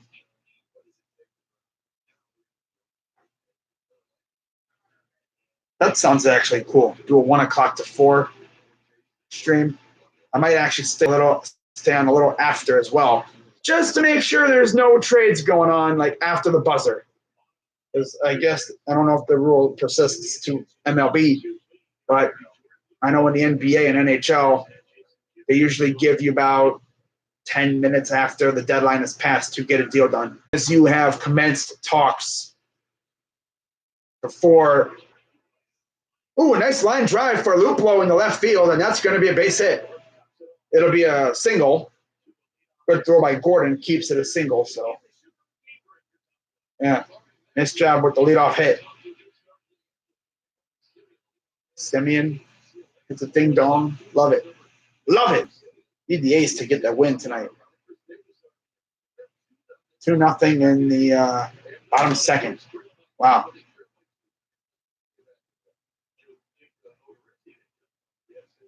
Here's the first pitch to Ramirez. Ball.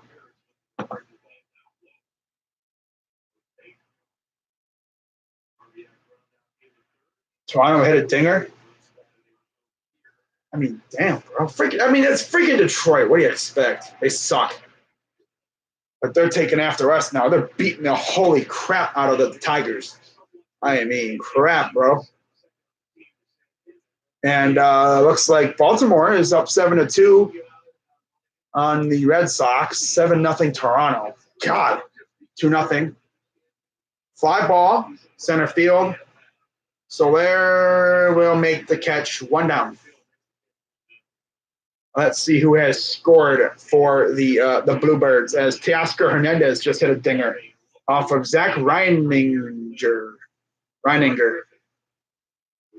And then you have Sogard getting balls. Ball, ball, ball, ball, ball, ball, ball, ball, ball, ball.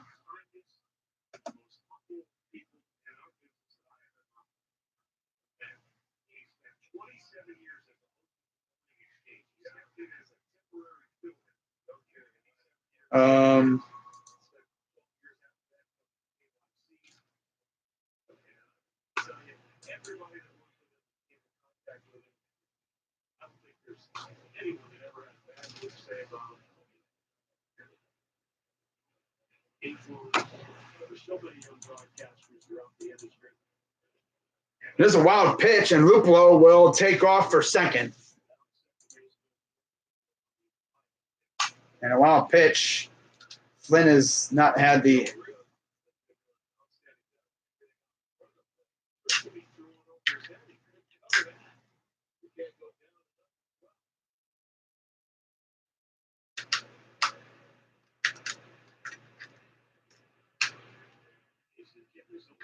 Kipnis 0 for 2. Fixing the mouse here. And he races one the right field. And Luplow will hold at third. First and third with 1 out.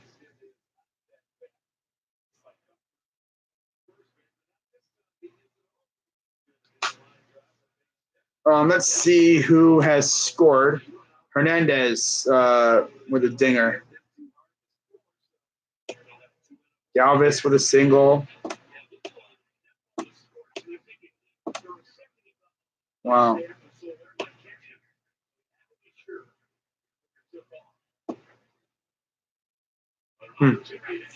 Wow. 8-2 now, Baltimore.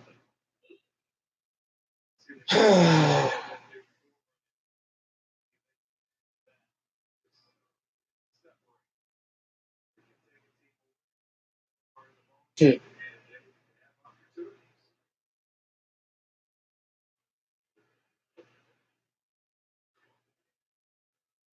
1-0 Houston, 2-0 Atlanta, bottom 5, 7-0 Toronto, trash.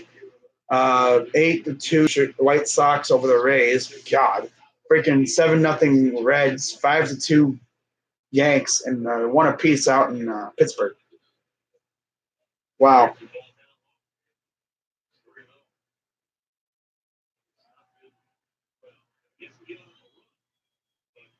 27 balls, 26 strikes for Brian Flynn. He's only pitched two and a third innings. 3-0 to Perez. Ball 4. No. All right. A strike. 8-2 Baltimore. Wow. Wow. Freaking kicking the crap out of Boston. Dang. 3-1. High fly ball. Right field. And it's caught, but Luplow will score. So a clutch RBI sac fly by Perez, and it's 6-2 Indians. Sac flies are supremely underrated.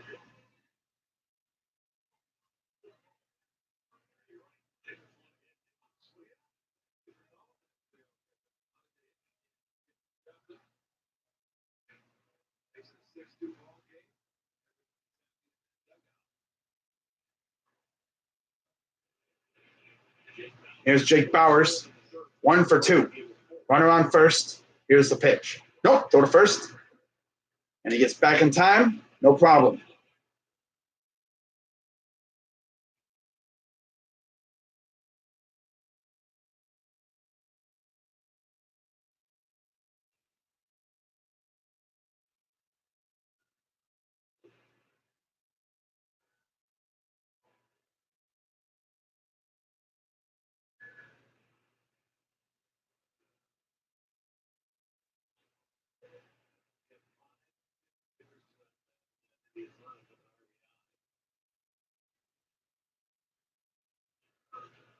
There's a nice, right to the, by Lopez, right to Lopez for the out.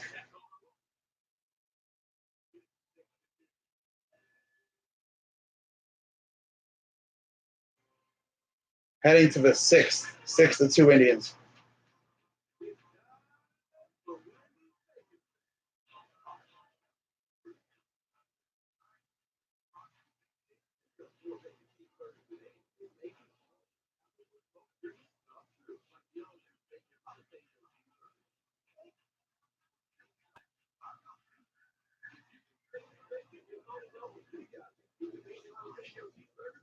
Uh, 8-0 Toronto. I wonder if Stroman's still in the game. Let's take a look. Bottom 6 wouldn't surprise. Oh yeah, it wouldn't surprise me. Or top 6 wouldn't surprise me at all. Smoke, Guerrero Jr., Cavan Biggio. So weird. Like they got like, all the youngsters, the younger kid, the children of like stars, like Vlad Guerrero's son. Was it Craig Biggio's son? You have Bo Bichette coming up soon. They're going to be like they're going to be like the all Sun team pretty much. Yeah. And they just walked Justin Smoke. Nice job, Zach Reininger. You bum, trash, garbage, horrendous, piece of trash, piece of trash. Your picture is a piece of trash.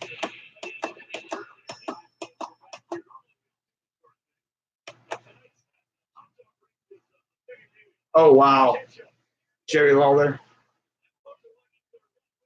And here comes Jerry Lawler out of nowhere. Jerry Lawler. Oh, damn. I knew that was coming. Give me my crown back. And then there's. Saw that coming. Oh, he just clotheslined ketchup, man. It's like, I don't like ketchup. Get out of here.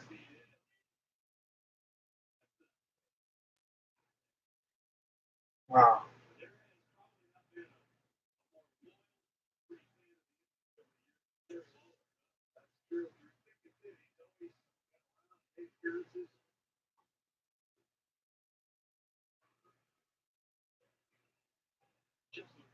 Oh, well.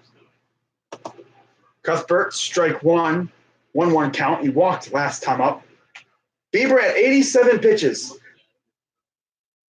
I'm sure he would like to have a nice quick inning. Here's the 1-1. Paul. He's probably going to go at least one more inning.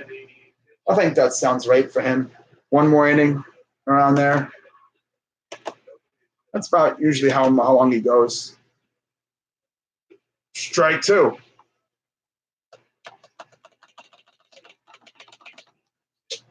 Stupid mouse thing. Fouls it off. Cardale Jones and Jerry Lawler are at the game. Nice.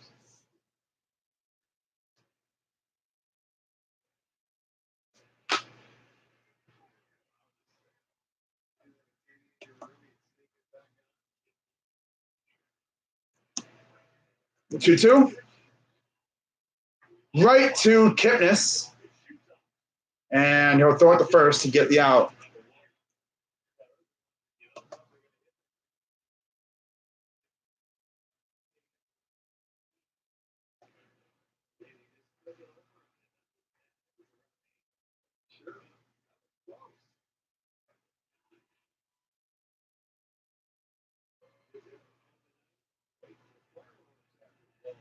Nice. That must be why a lot of people out there got fireworks after. You can always tell when there's fireworks going on because, especially for like bad teams, people will go to the games to watch fireworks. But for us, it's like you see this kind of crowd almost so often. It's like, okay, it must be something big. Or it's just that a lot of people are going to the game. It's a weekend coming up. People are off work and, of course, school's out. This is where the Indians make their money right here in the summertime.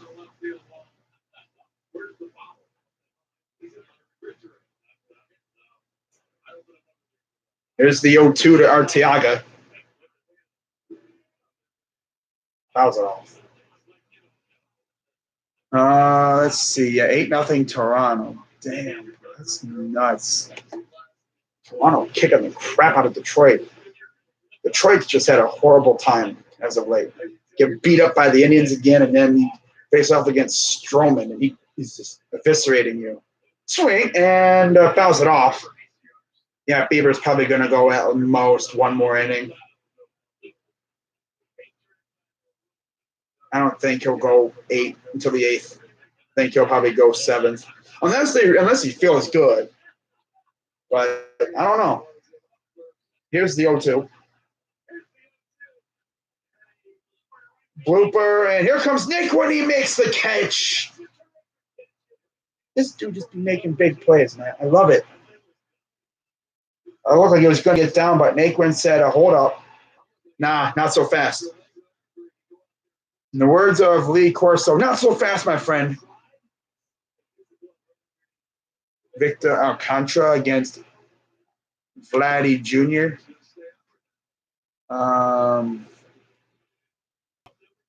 Wow.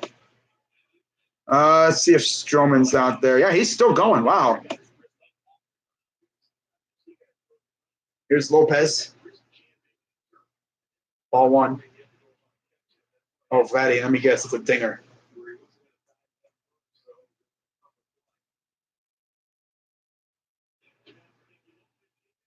Kipnis couldn't get that one, and it goes through.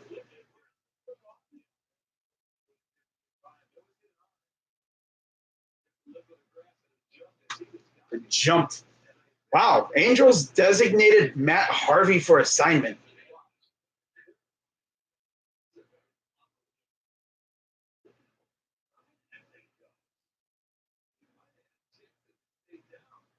That thing jumped. It's like, how you think you're going to get me again? Nah. It just hit the lip of the grass. Here's Starling. Ball one.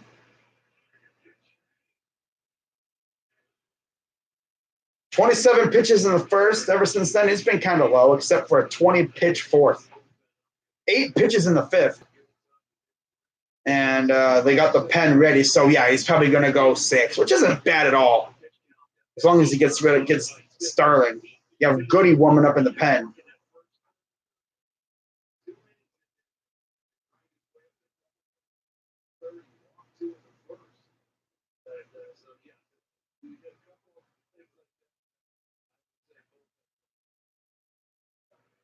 Get a word from Knocko.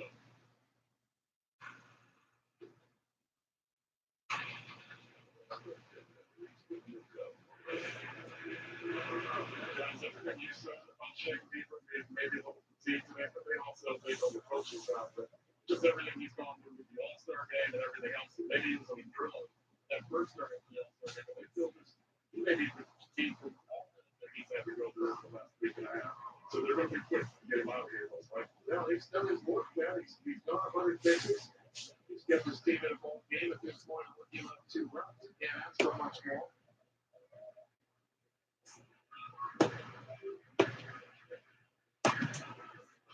Grounder. And that one jumps over Lindor's. Are these balls going whee?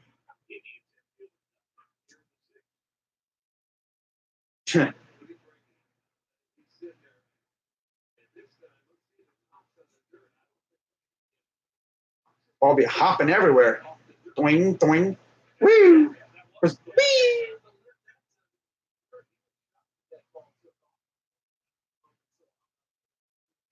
Whee! That thing just went, nee. These balls be jumping. Uh-huh. Uh-huh. That's when they look at the camera and go, uh-huh. Uh-huh. So Starling got a hit. The ball be jumping. Balls be jumping.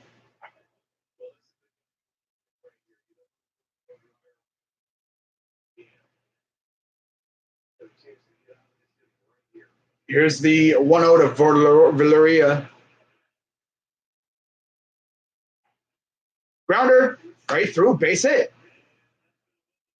Load the bases. Here we go. And here comes Merrifield. They're going to get him out quickly. Let's him load the bases. And here comes, 5 2/3.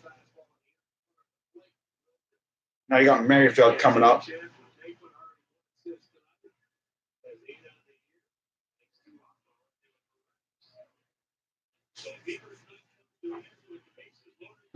Rough night for Bieber. Might have been the heat, because I know a lot of pitchers can't really play in the heat. You know, usually, like, if you're like the pitchers who can just thrive in the heat are pitchers from like the southern states, like Miami and all that. I don't know where Bieber's from, but like pitchers from like the Caribbean, Dominican Republic, Puerto Rico, they're always playing in the heat. They're used to it. In fact, let's see where Bieber's from, because I mean, I'm pretty sure he's played in the heat before, but not in Cleveland. It doesn't necessarily get sweltering hot in here. Although it's summertime, you should be able to play in it. If you can't play in the heat, you shouldn't even be playing. It's from Cali, so of course they get good heat over there. But I mean, 93 over here with humidity. Over there, it's usually dry heat. Like, it doesn't really kill you. This is like humid. It sucks the life out of you. Especially like in Arizona, bro. That's dry heat, bro. This heat like sucks the life out of you. Like, you go outside and it's like, ugh. You just feel the stiffness in the air. Sucks you. Man, dude. But this wasn't his day. So bases are loaded for Whit Merrifield.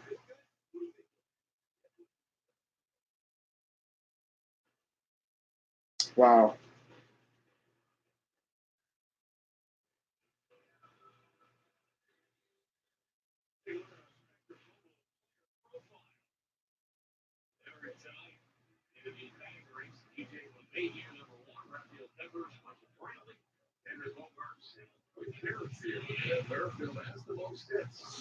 Wow. Yeah, batting average with leaders. Wow, entering tonight. Merrifield's up there, as you'd expect, because Whit Merrifield's insane. Like I said before, Whit Merrifield is the only guy who I would give up McKenzie for. So here's Nick Goody, 14 games, 1-0, .212 ERA, 17 innings, 9 walks, 26 Ks, 2 homers, and a 164 opponent average.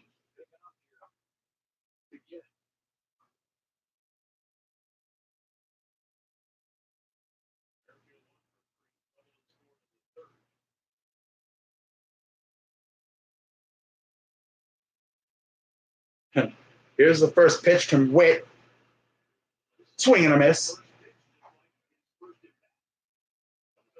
Just trying to tie the game up as Danny Jansen just scored some runs against Victor Alcantara.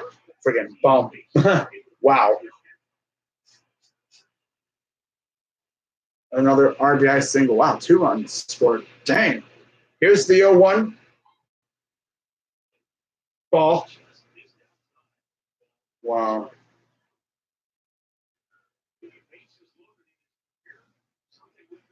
One grand slam in his career. That was against us, I believe. Yeah. I believe that was the one he hit against us. Fly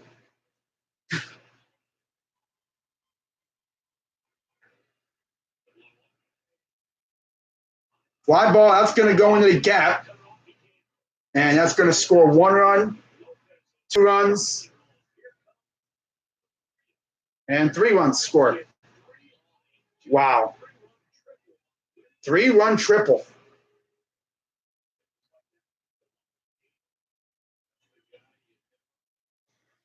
Well, Tito waited too long to take out Bieber.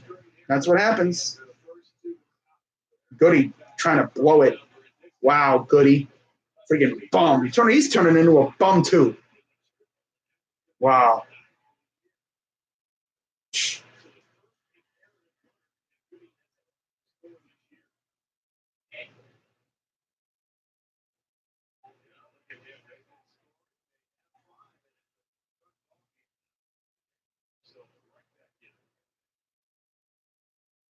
Of course. And here's Gordon. Ball.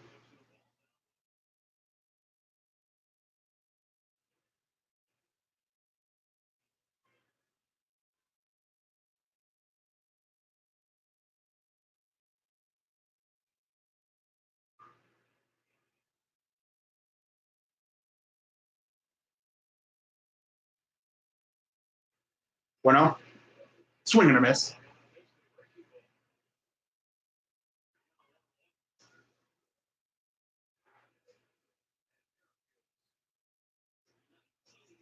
Wow, 7-2 Cincinnati. They're in the top of the 6th. Bases are loaded for St. Louis.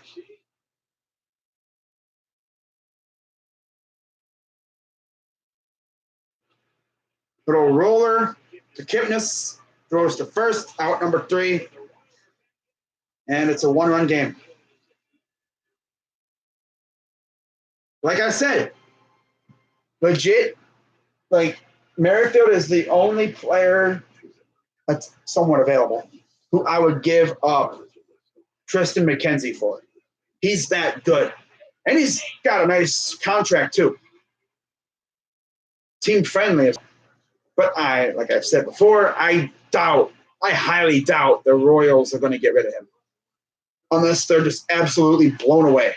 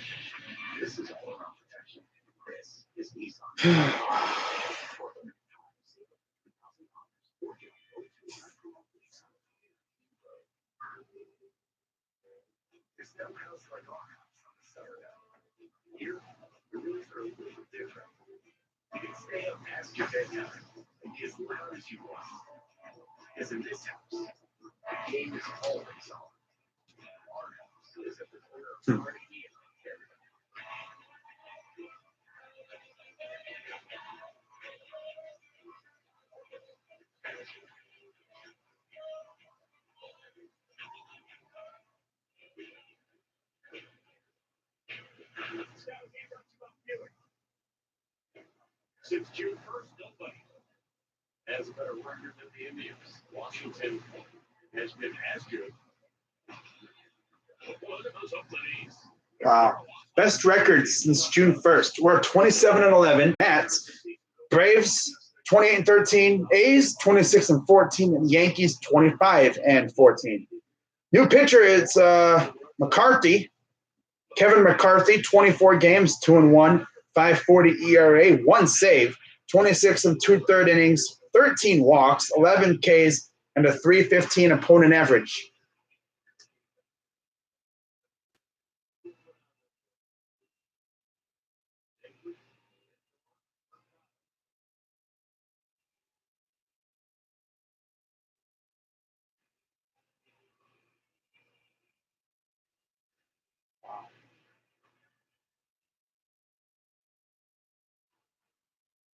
So Naquin will lead off, so it'll be the 9-1-2 hitters due up. So that means Lindor will be hitting from the left side. And there's a golf swing, and it's fouled off.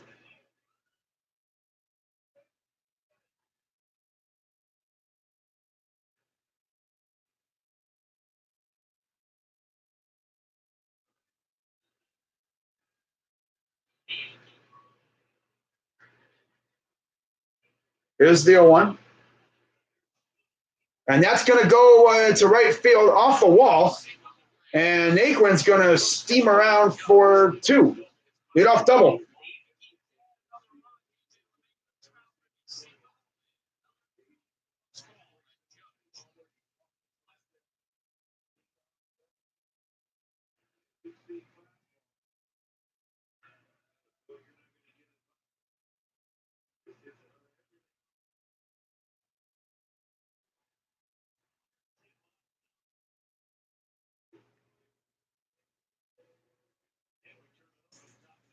And now you get Lindor up. 2-1 Phillies, top 7. 8-2 New York. Judge just hit a dinger. Baltimore winning 8-2. Damn, everyone in the freaking AL East is kicking the crap out of one another. Except for the Rays. They're getting the crap kicked out of them. 3 of the 4 teams are winning 8-2, too. That's weird. That's nutty. Yankees, O's. Yeah, Yankees and O's are winning 8-2. The Jays are kicking the crap, though, out of the Tigers, 11-0. And the Rays are losing 8-2. Wow.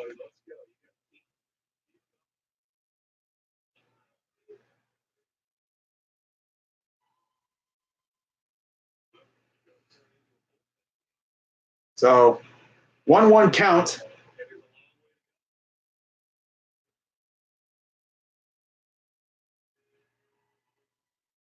Here's the 1-1. Home run pitch. No, ball, low. 2-1. Home run pitch. Stroman's still out there. He's only at 76 pitches, so he's had himself a pretty good night so far in front of the scouts that are watching him. He's got a whole lot of friends there watching him today. Most are from other teams, as they are scouts. 3-2 Twins, of course. Of course, the Twins will probably win because, yeah, we do our thing, but no other team can help us out. The Phillies and Braves are interested in Mike Minor. And both teams have scouts watching his start. Wow. So 2 count for Lindor against McCarthy. There's the 2-2 pitch. Little chopper. Naquin will move to third. So yeah, I guess that's one thing it does. It's a good thing. I'll tell you one thing. Every time I see a tweet from like John Morosi or Ken Rosenthal, I think trade. Especially like when John puts like a hashtag team in the tweet, like hashtag Phillies or hashtag Braves. I'm like, trade? But no, it's just him talking about those teams are interested in a player. And I haven't heard anything about the Indians being interested in anybody. But with the Indians, they operate in silence. They don't like to reveal stuff until it's like right about to happen. Here's the first pitch to Mercado, and he bounced one to left field. That's going to score a run. And the Indians respond with a run of their own.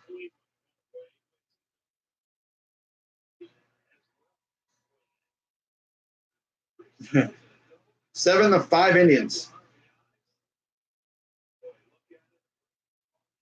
You're in the bottom of the 6th, I believe, as well. Yeah.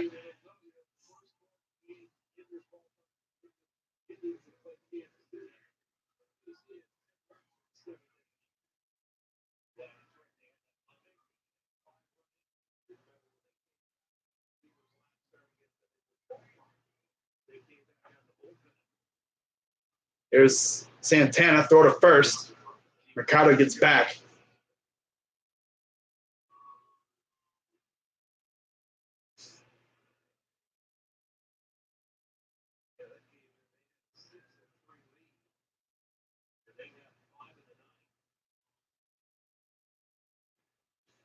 Again, doesn't even really try to tag him.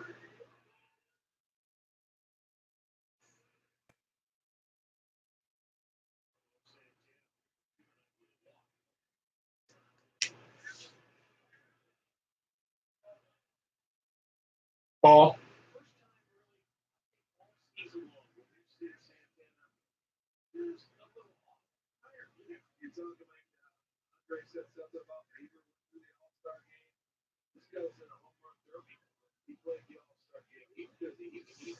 Yesterday, and that's his day off, right?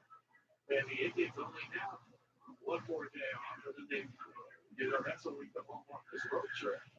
And then they play another 19 in a row before they get their next day off. Here's the 1-0. Wow. Swing and a miss.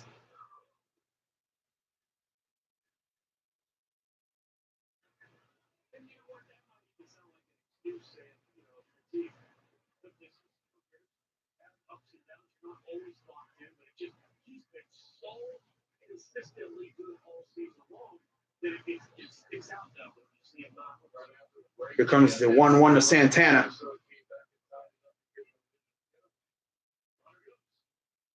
Hops it up.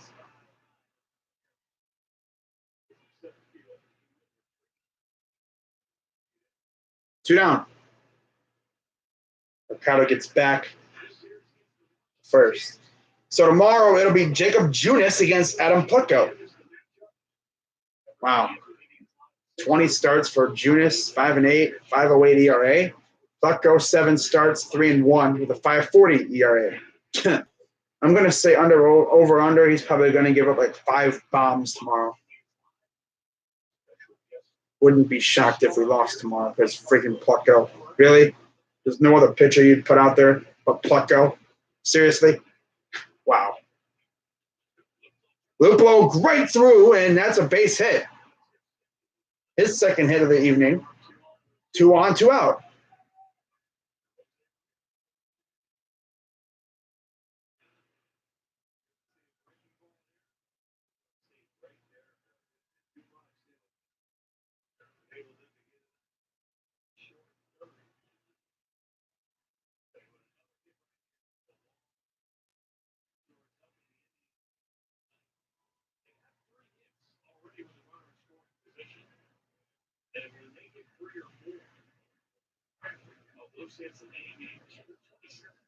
Oh, wow. Here's the first pitch. Low, ball 1.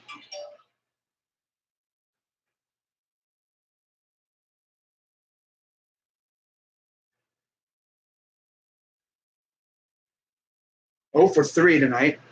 He had a ground out, though, so there's that. He does have an RBI, but no hits.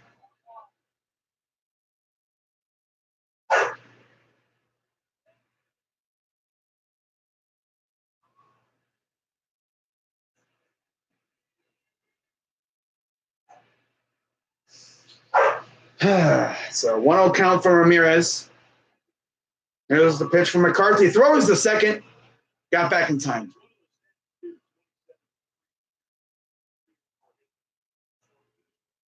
They're going to look at it.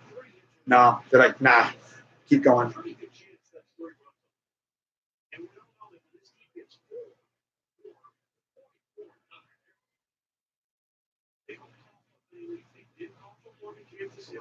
Here's the 1-0. Ball gets away, and the runners will advance to second and third.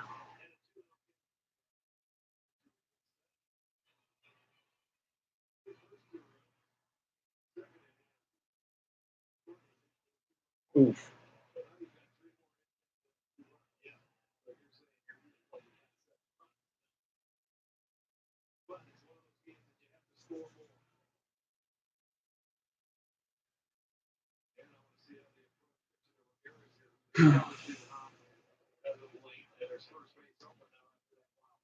Here's the 2-0. Strike.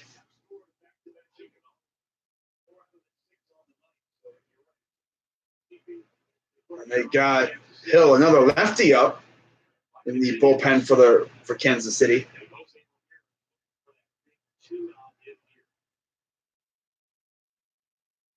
2-1.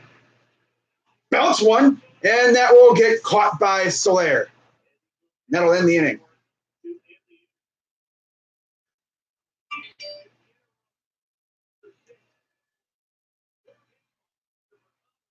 Wow.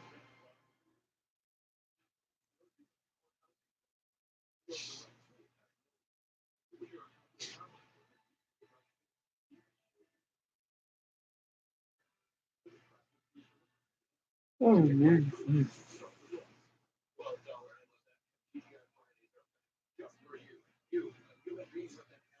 No other really. Oh, wow. 10 to St. Louis really came back? Oh, my God. Damn. St. Louis really came back and freaking took the lead. Oh, man. That's crazy. They were losing, too, man. They were getting their asses kicked. It was like 7-0. 10 runs, sixth inning.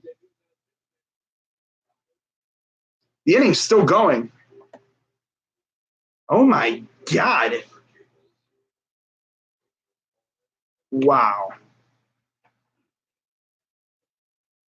Goldschmidt sac fly, O'Neill single, Wong sac fly, DeJong double. Who the heck is this dude? Nisner double. Edman reaches on a fielding error. Martinez empties their bases with a homer. God. Well, not empties the bases, but he rounds up the scoring so far. Or he finishes the scoring.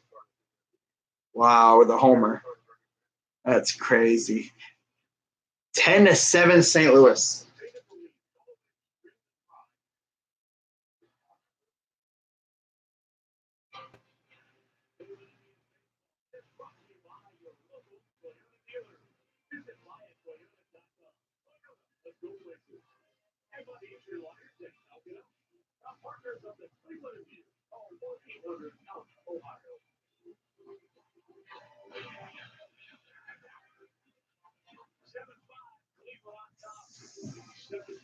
Wow.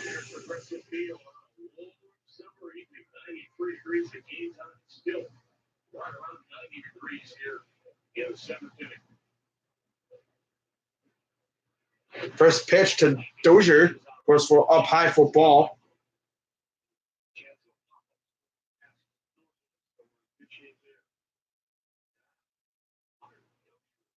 Hunter Dozier, 1-0 count.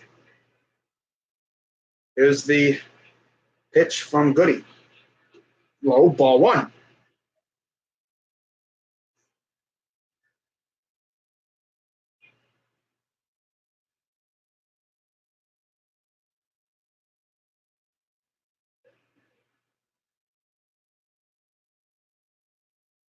Here's the 2-0.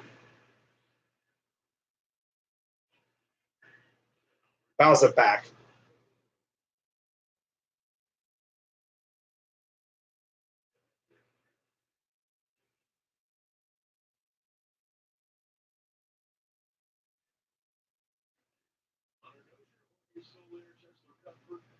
Kansas City here in the seventh.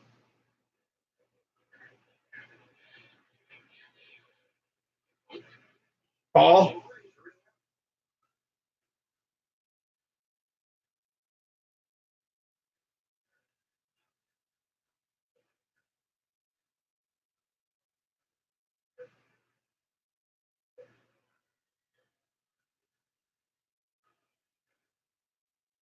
Three one. Pops it up, fouls it off.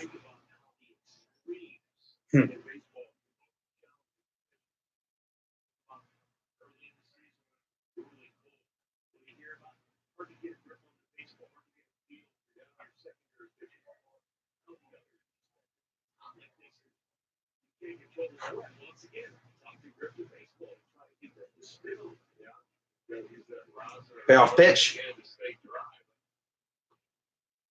Fly ball. Playable center field.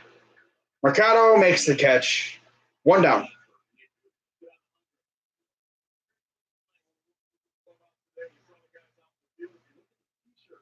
Oh, wow. I stand for cookie. Love it.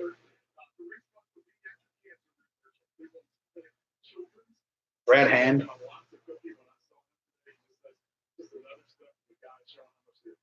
Wow.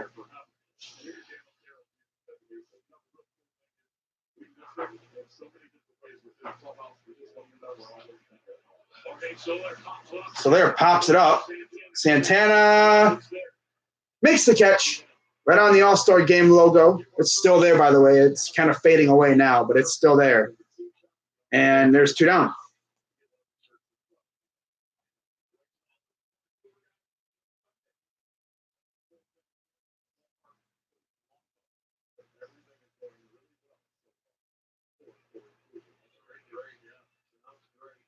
Good to hear about Corey Kluber. Everything's going well. I expect him to be back maybe next month. Or at the absolute. What? What happened?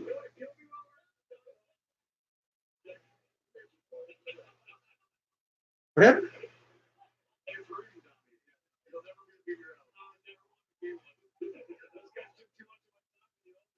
Oh. Okay. Interesting.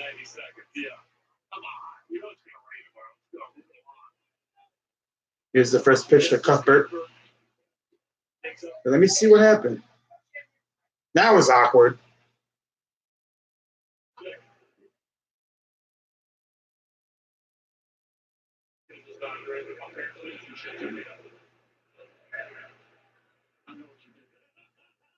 Huh? What the heck happened there?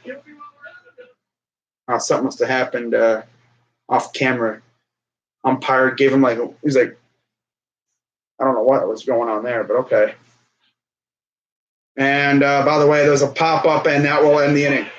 I was actually rewound it to see if maybe the broadcasters were talking about something, but no, and then they popped up, and that would end the inning. So nothing done there. We head to the bottom of the seventh inning stretch time, up 7-5.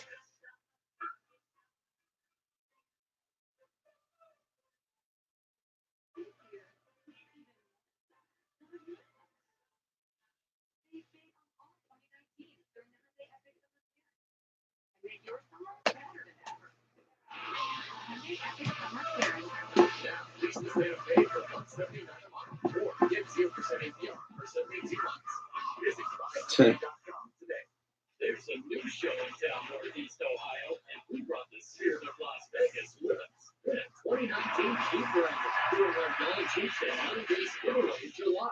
Earn one entry for every point earned from July 1st through July 30th. Alrighty, so score updates from around the major leagues. It is 2-1 Philly, top 8, 8-2 Yankees, bottom 7 over the Rockies. 8-2 Baltimore, top or bottom 7 against Boston. They have 2 on with 1 out. 10-7 St. Louis, thanks to a 10-run 6th inning. 8-2 White Sox over the Rays. 12-0 Toronto over Detroit. Ugh. 7-5 Cleveland, of course, over Kansas City. 3-1 Atlanta over Washington. 4-0 Houston over Texas. They're still on the top of the fifth. And 3-2 Minnesota, bottom four. Yeah, we're 6 days away from training camp. That'll be fun. Can't wait for training camp. Tim Hill will be on the mound for the Royals now.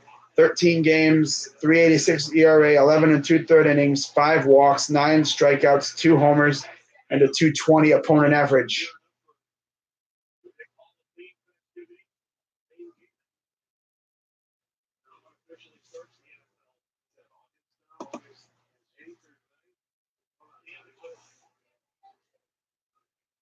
Huh.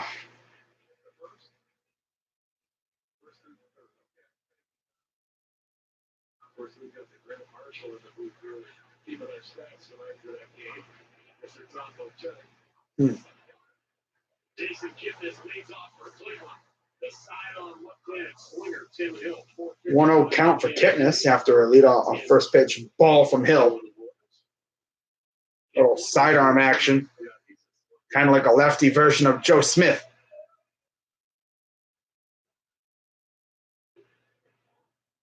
Not a submariner like Simber, but a sidewinder like Smith.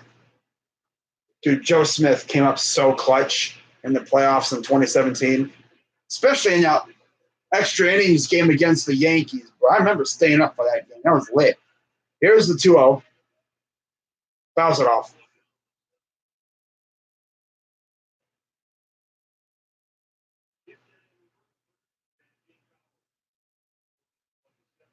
Two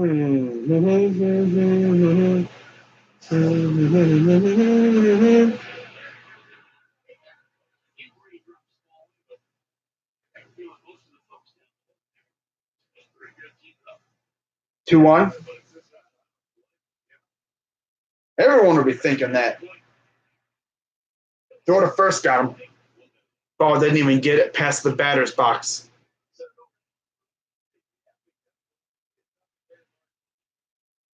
Ooh, damn, Gonzalez. 2-run bomba, as they say.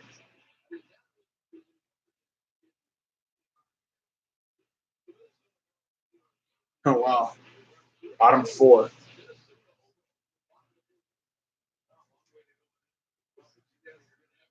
Yeah. Yeah.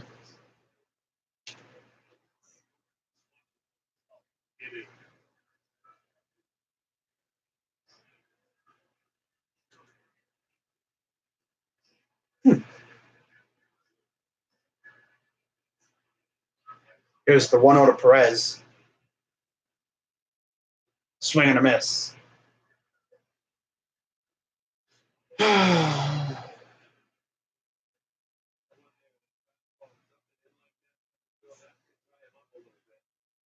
Yeah.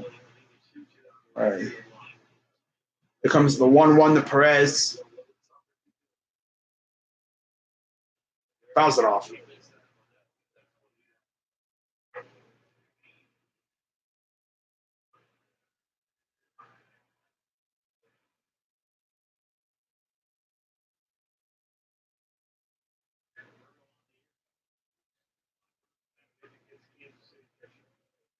Here's the 1-2. Inside. Looked like that was going to hit him for a sec, but no. 2-2 count for Roberto.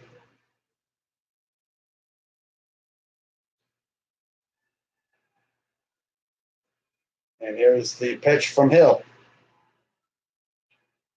Goes oppo, but it goes foul.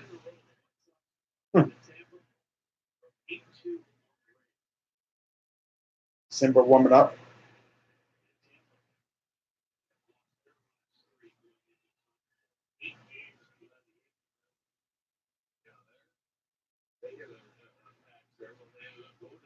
Two. Ball. Full count.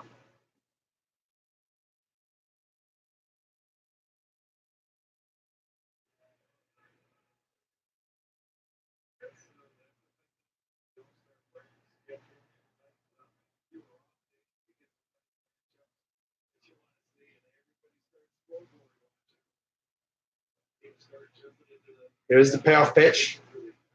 Swing and a miss.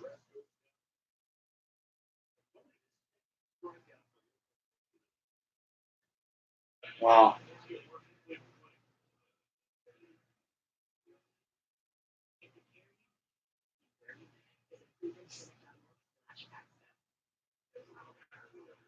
Puig coming up against John Gant. Tying run. Wow. Here's Jake Bauers.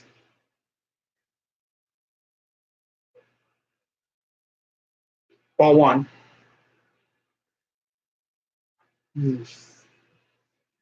See what's going on in the chat. Oh. 1-0. Ball two.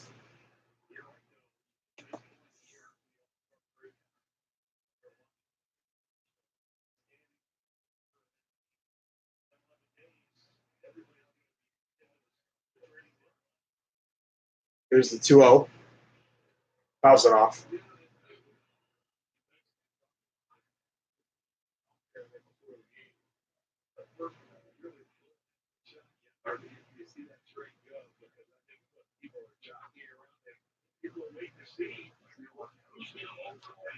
Ball.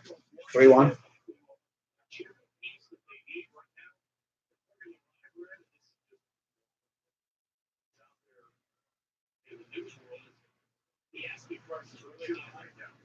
Three-one.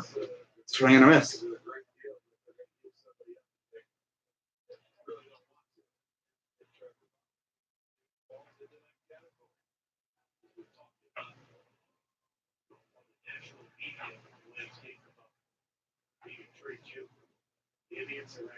conversation with Trevor. They've been open honest with him.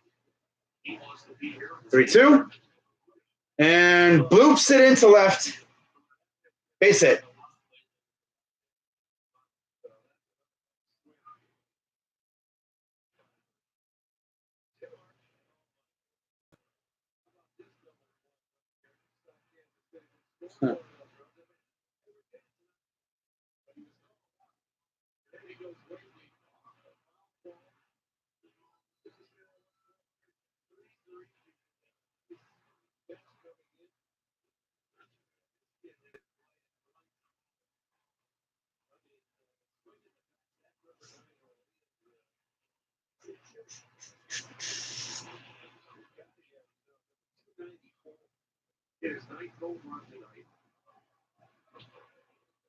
Here's Naquin.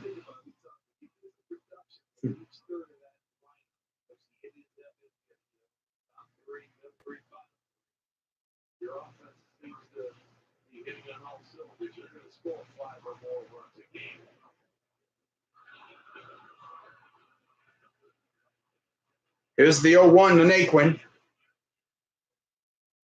Ball.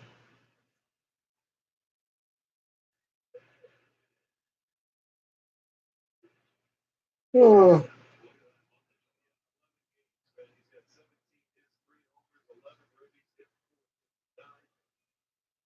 Wow. What a month. 459 average, literally almost batting 500. Fouls it off.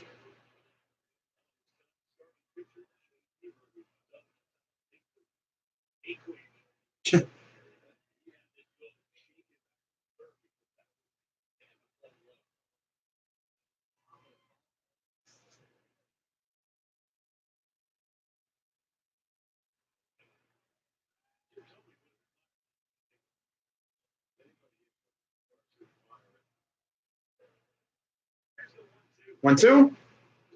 Almost hit him. 2-2 count.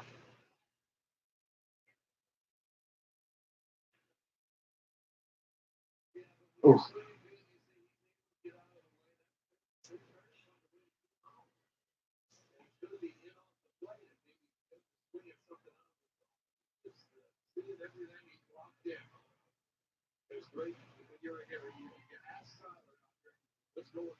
Two.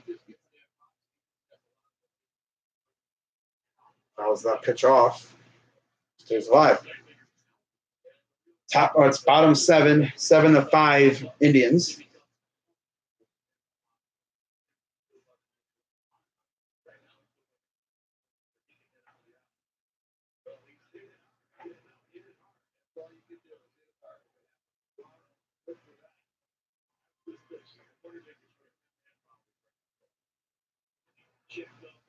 Check swing. Does not go. Full count.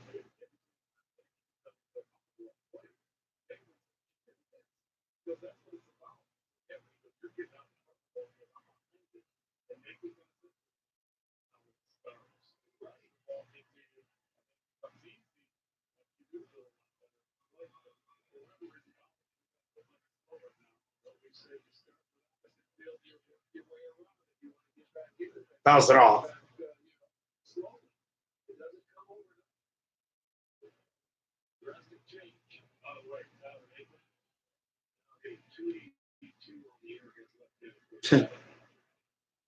Wow.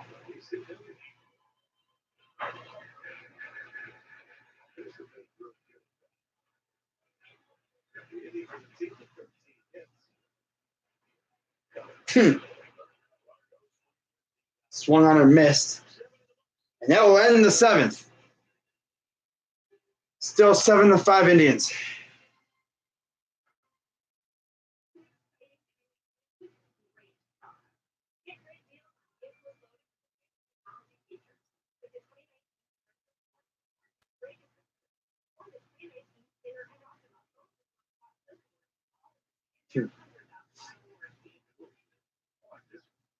Yes, sir. How great taste.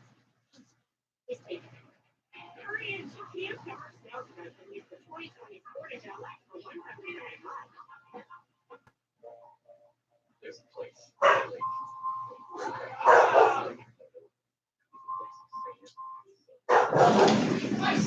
I thought there was an animal outside, but no, nothing out there.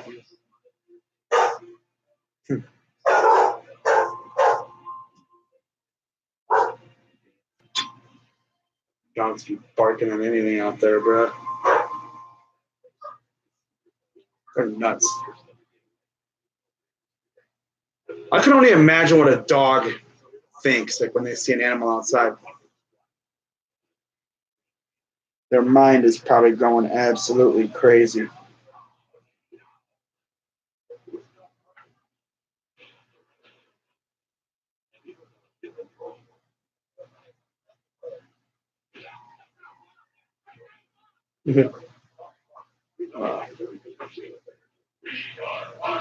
Bum, bum, bum, bum, bum, bum.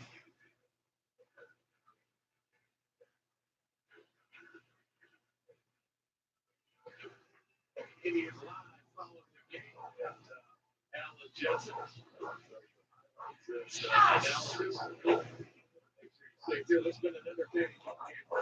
All right, I'll be right back, guys. Something has to be out there. It's probably a deer or something.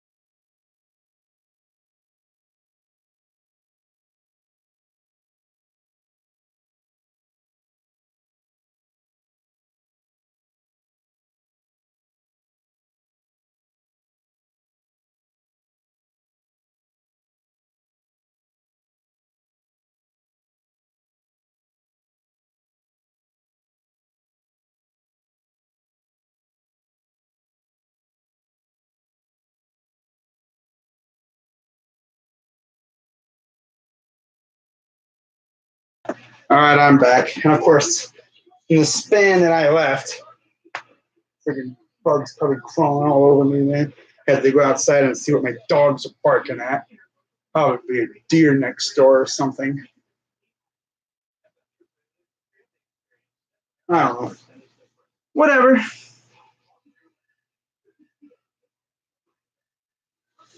Oh well. So Indians are still winning 7-5.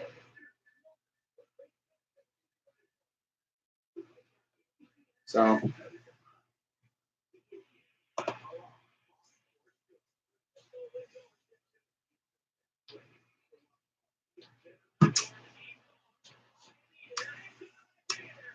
11-2 Baltimore. Wow.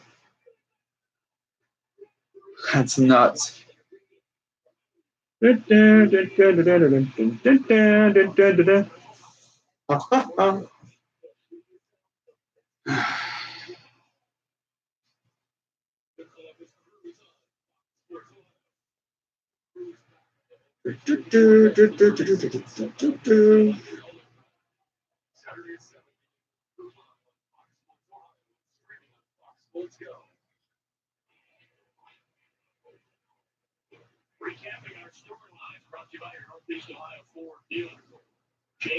Wow. 9 pitches.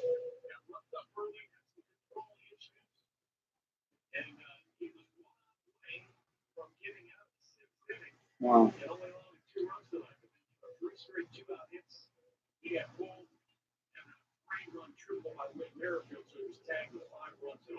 Wow. 5 earned runs for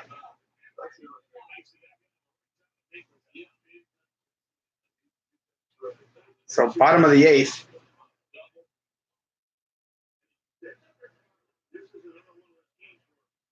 Castellanos 1090 OPS against lefties. That's why I think he'd be a great guy for us. He can kill lefties. Reed, Kershaw, Urias, and Hill.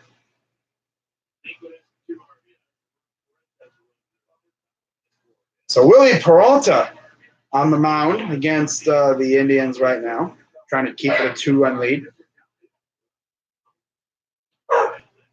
Fly ball that will get down in the gap. And he's going to go for 2, and he will get there. Wow, leadoff double.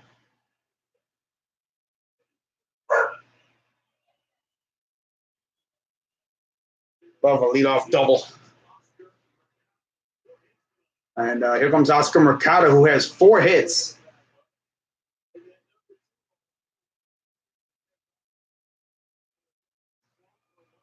Oh, and by the way, the Cubs and the Braves have scouts in Detroit watching Castellanos, although they couldn't touch Stroman. So they might be able to score a run finally. Stroman's still out there? Here's Mercado. Bowling with a righty here. 4 for 4. Here's the pitch. And a blooper. 5 for 5 Mercado. Oscar Mercado, 5 for 5. Huh. Wow.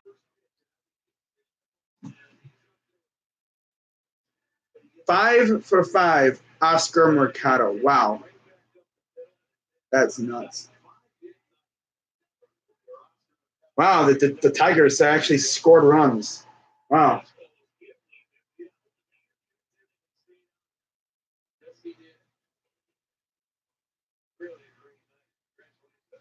Bang, bang, bang, bang, bang, bang, bang. Ah.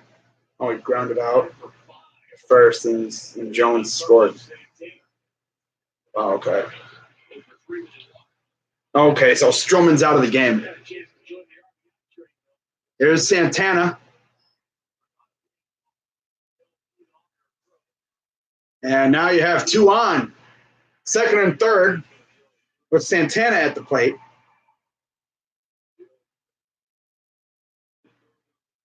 Lindor wasn't going anywhere. He's not stupid. Now a base hit could score both. And they're going to walk Santana, and Greg Allen will come in.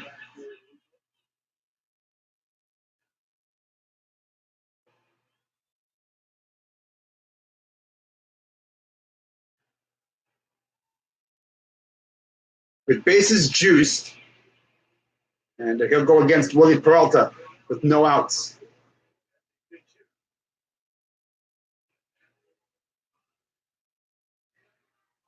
Oh, now it's 3 apiece. Simeon, a leadoff dinger.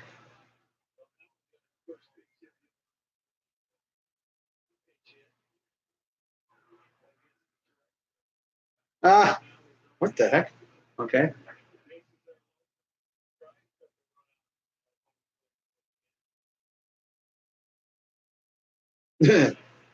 Here's the first pitch to Greg Allen.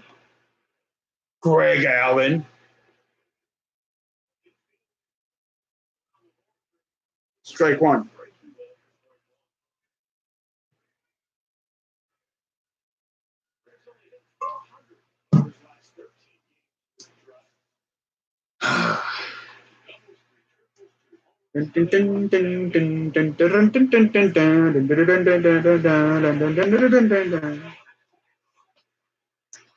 Here's the 0-1 count coming to Allen with no outs, trying to add some more runs.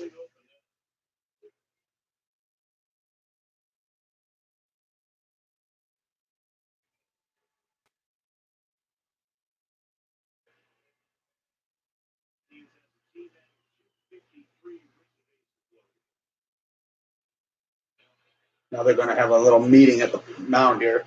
I'll be discussing something.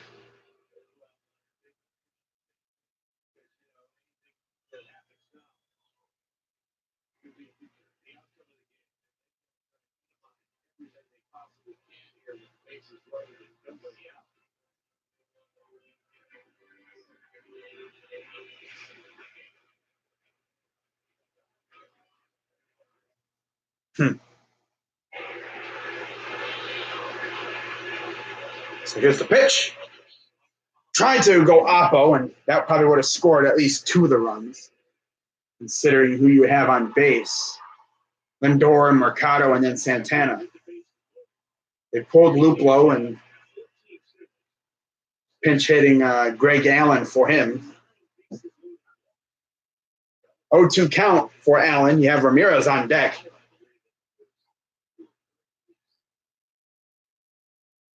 See what Greg can do here.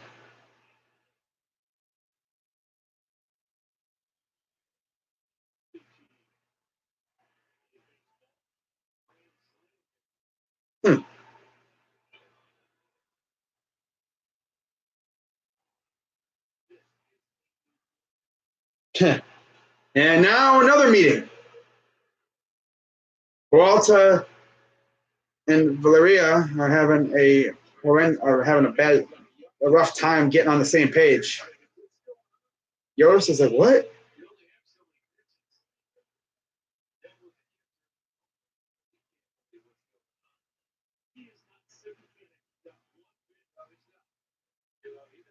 Come on, Willie. It's one thing if like you're a rookie, but you're not. Here's the 0-2. And then they hit him. Doing. Huh. Well.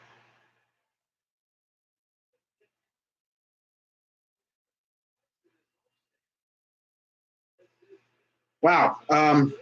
That's interesting. Dunk.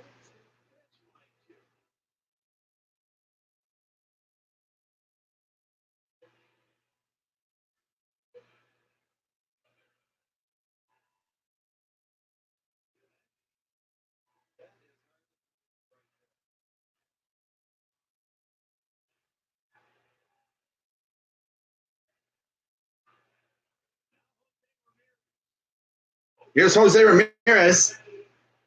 Orioles beat the Red Sox 11-2 tonight.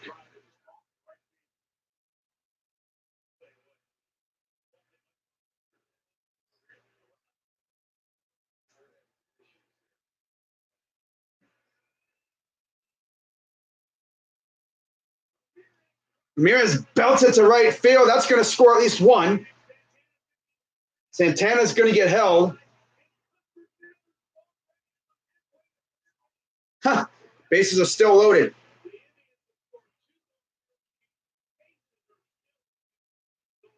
It's just been a rough game for them. They never saw Allen. They had a free out pretty much because Allen kind of got caught. And this dude, Willie Peralta and Villarreal, bro, they're just not on the same page. Hate to see that. Oakland has taken the lead, by the way, as well.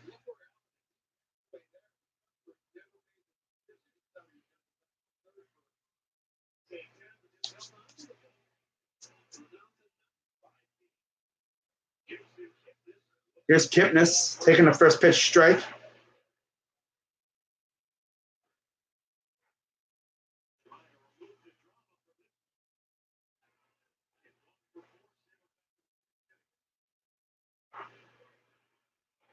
Here's the 0-1 to Kipnis.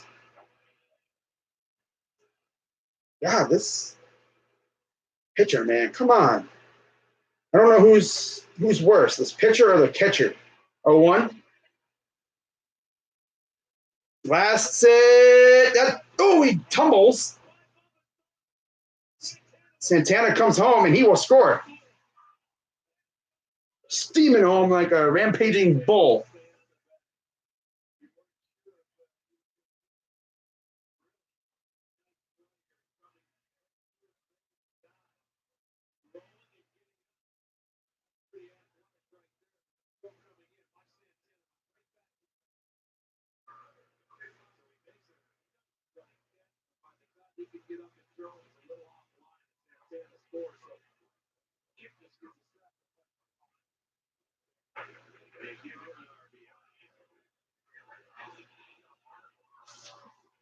I really ran my ass off there, man. Here's Perez, 2 on with 1 out. Swing and a miss. I'm sure I saw something outside, but no.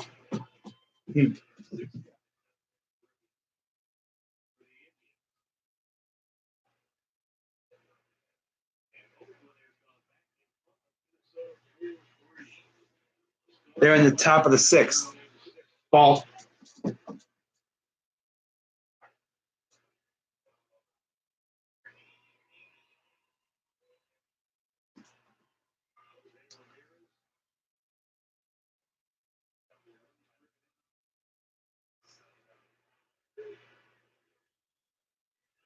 Swing, and he lost the bat.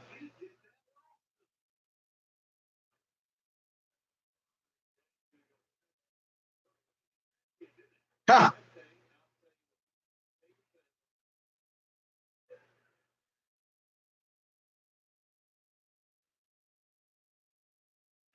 Wow. This dude needs to hold on to his bat. Man.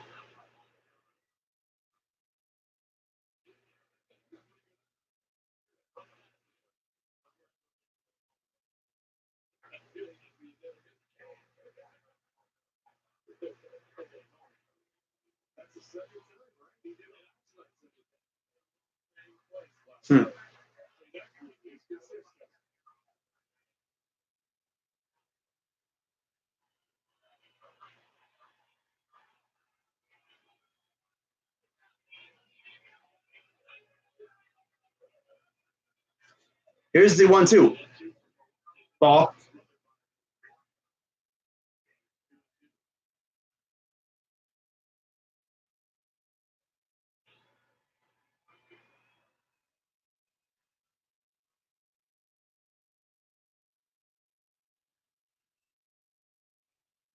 Here's the 2-2 pitch. And he fouls it off.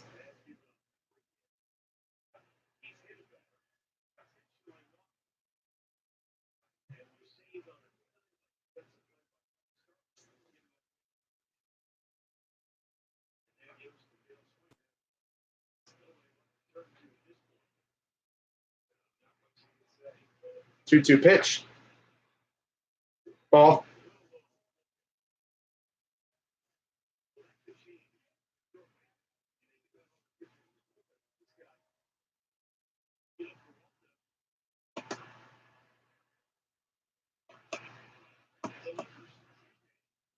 Rolls it to second, throws to first, got him there.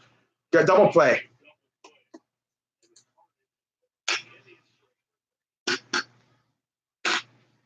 Whatever.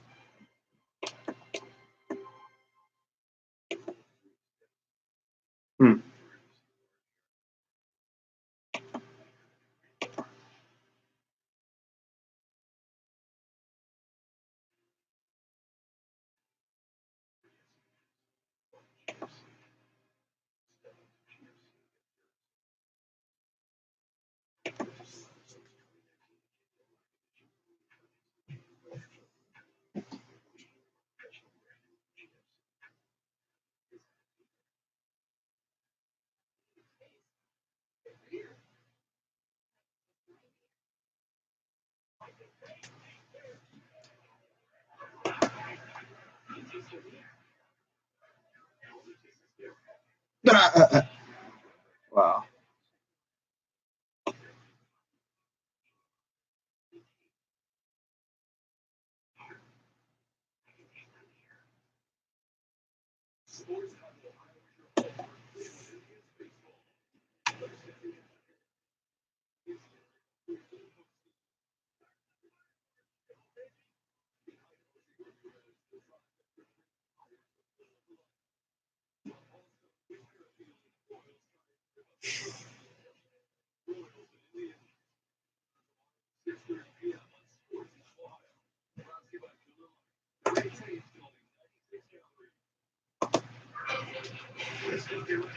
All righty.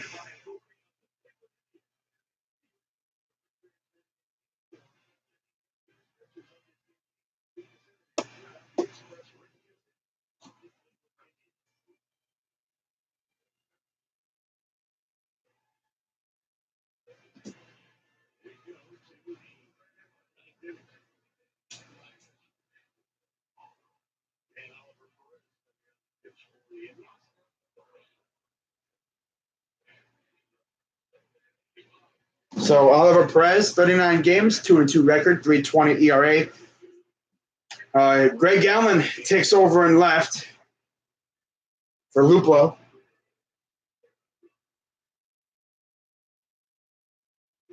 And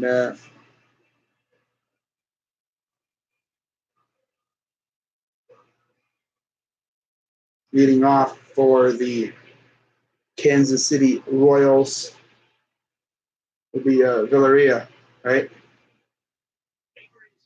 Yep. The catcher.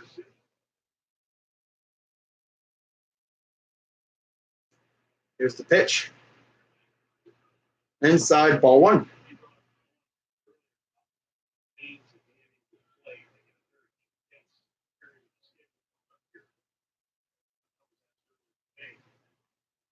One out.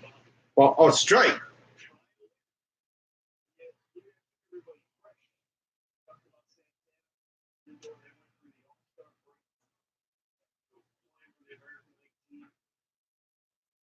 1-1. Ball.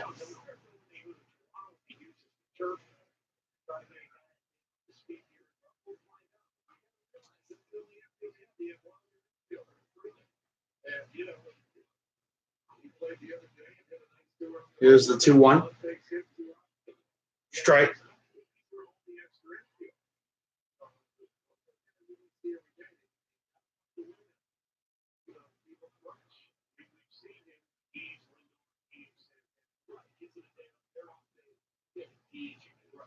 Two.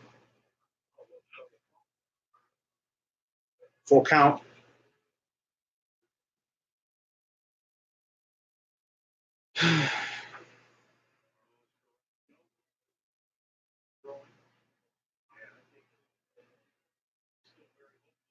Payoff pitch. Ball four.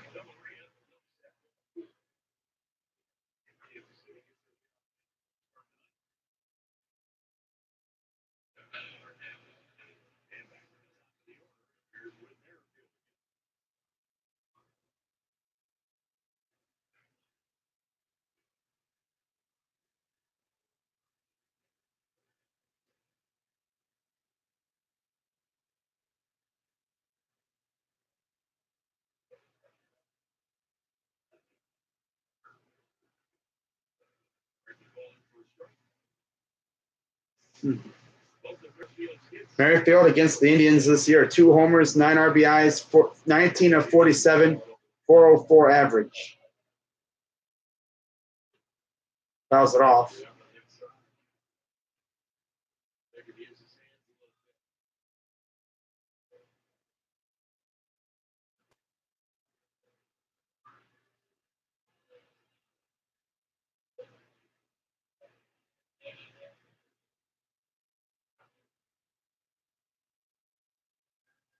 Here's the 0-2.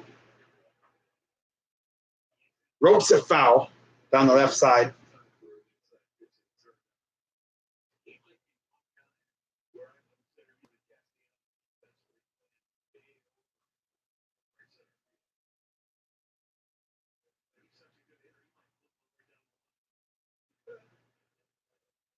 Oh, 2. And Mercado gets underneath it for out number 1. Nice little approach there from Perez. And there's 1 down.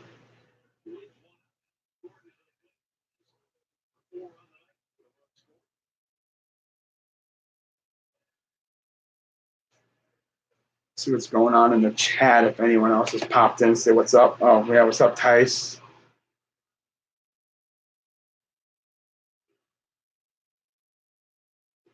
Ball 1 to Gordon.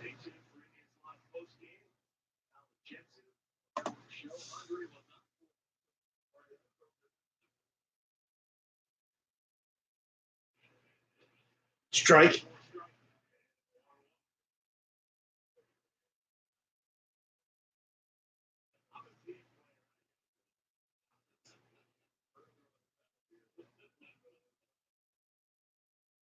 One.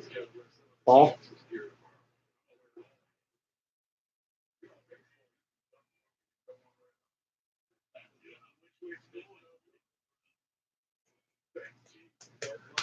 9-2 White Sox, bottom 9.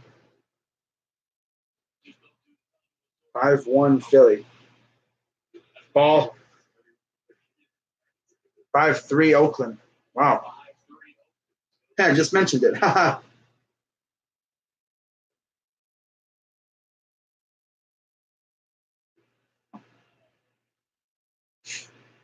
Here's the 3-1 pitch. Fouls it off. Yeah, little by little, that All-Star Game logo there is kind of wearing away a little bit.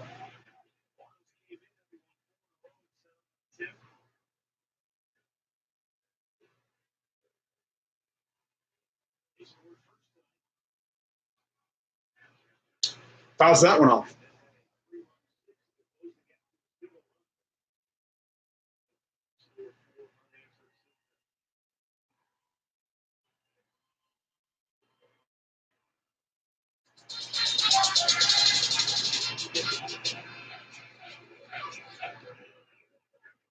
Payoff pitch. Ropes it. Got 1. And then there's 2. And that will do it. Indians win 10-5. And we are now a season high 16 games over 500. And for the moment, we are, 3.5 games behind first place. And, of course, the A's are winning 5-3. We need them to finish it off. And there's the Royals defeated as we improve to 56-40. They fall to 36-63. Bieber gets his 9th win of the season, even though he didn't really have the greatest outing, but he did only allow a couple runs. And then, the bullpen, which those runs were Bieber's property. So, of course, those earned runs will go against him. Thanks a lot, Goody, you bum. But, Bieber can't be loading the bases. And the game really could have gotten out of hand. But, no, the team rallied, and we get the win, improving to 16 over 500. Montgomery will get the loss. He is 1-3 on the year. And tomorrow we got Adam Plutko on the mound against Jacob Junis. That should be fun. Hopefully the offense shows up for that one. Otherwise, we're probably going to wind up losing. But then again, we might see Ace Plutko like we saw earlier in the year. He's actually been pretty good. The only thing with him is he gives up a lot of bombs because he's a fly ball pitcher. You just got to hope that they get under those fly balls, and induce pop-ups and grounders and stuff. So with that being said, I'm Crazy Dog 99. Shout out to everyone who was in the stream watching. What's up, John and Steven and Tice, everyone else who was in here earlier. That's going to wrap it up for this live stream. I will see you tomorrow for game 2 of the series. I'm Crazy Dog 99. And, of course, can't forget the hat. And I feel like Bad Dog. Bad Dog. Giants. Mafia. No, just joking. Well, for me, it'd be Crazy Dog. Dog Pound. Browns Mafia. Ooh. Going to Fernando Rodney. Oh, look at that baby go. Damn. But anyways, or hat flip. Screw the bat flip. I got the hat flip. And I'm Crazy Dog 99. Let's go Tribe, Browns, Cavs, Buckeyes, Blue Jackets. You already know the deal. And I'm out. I'm out this beer. Oh, I love it.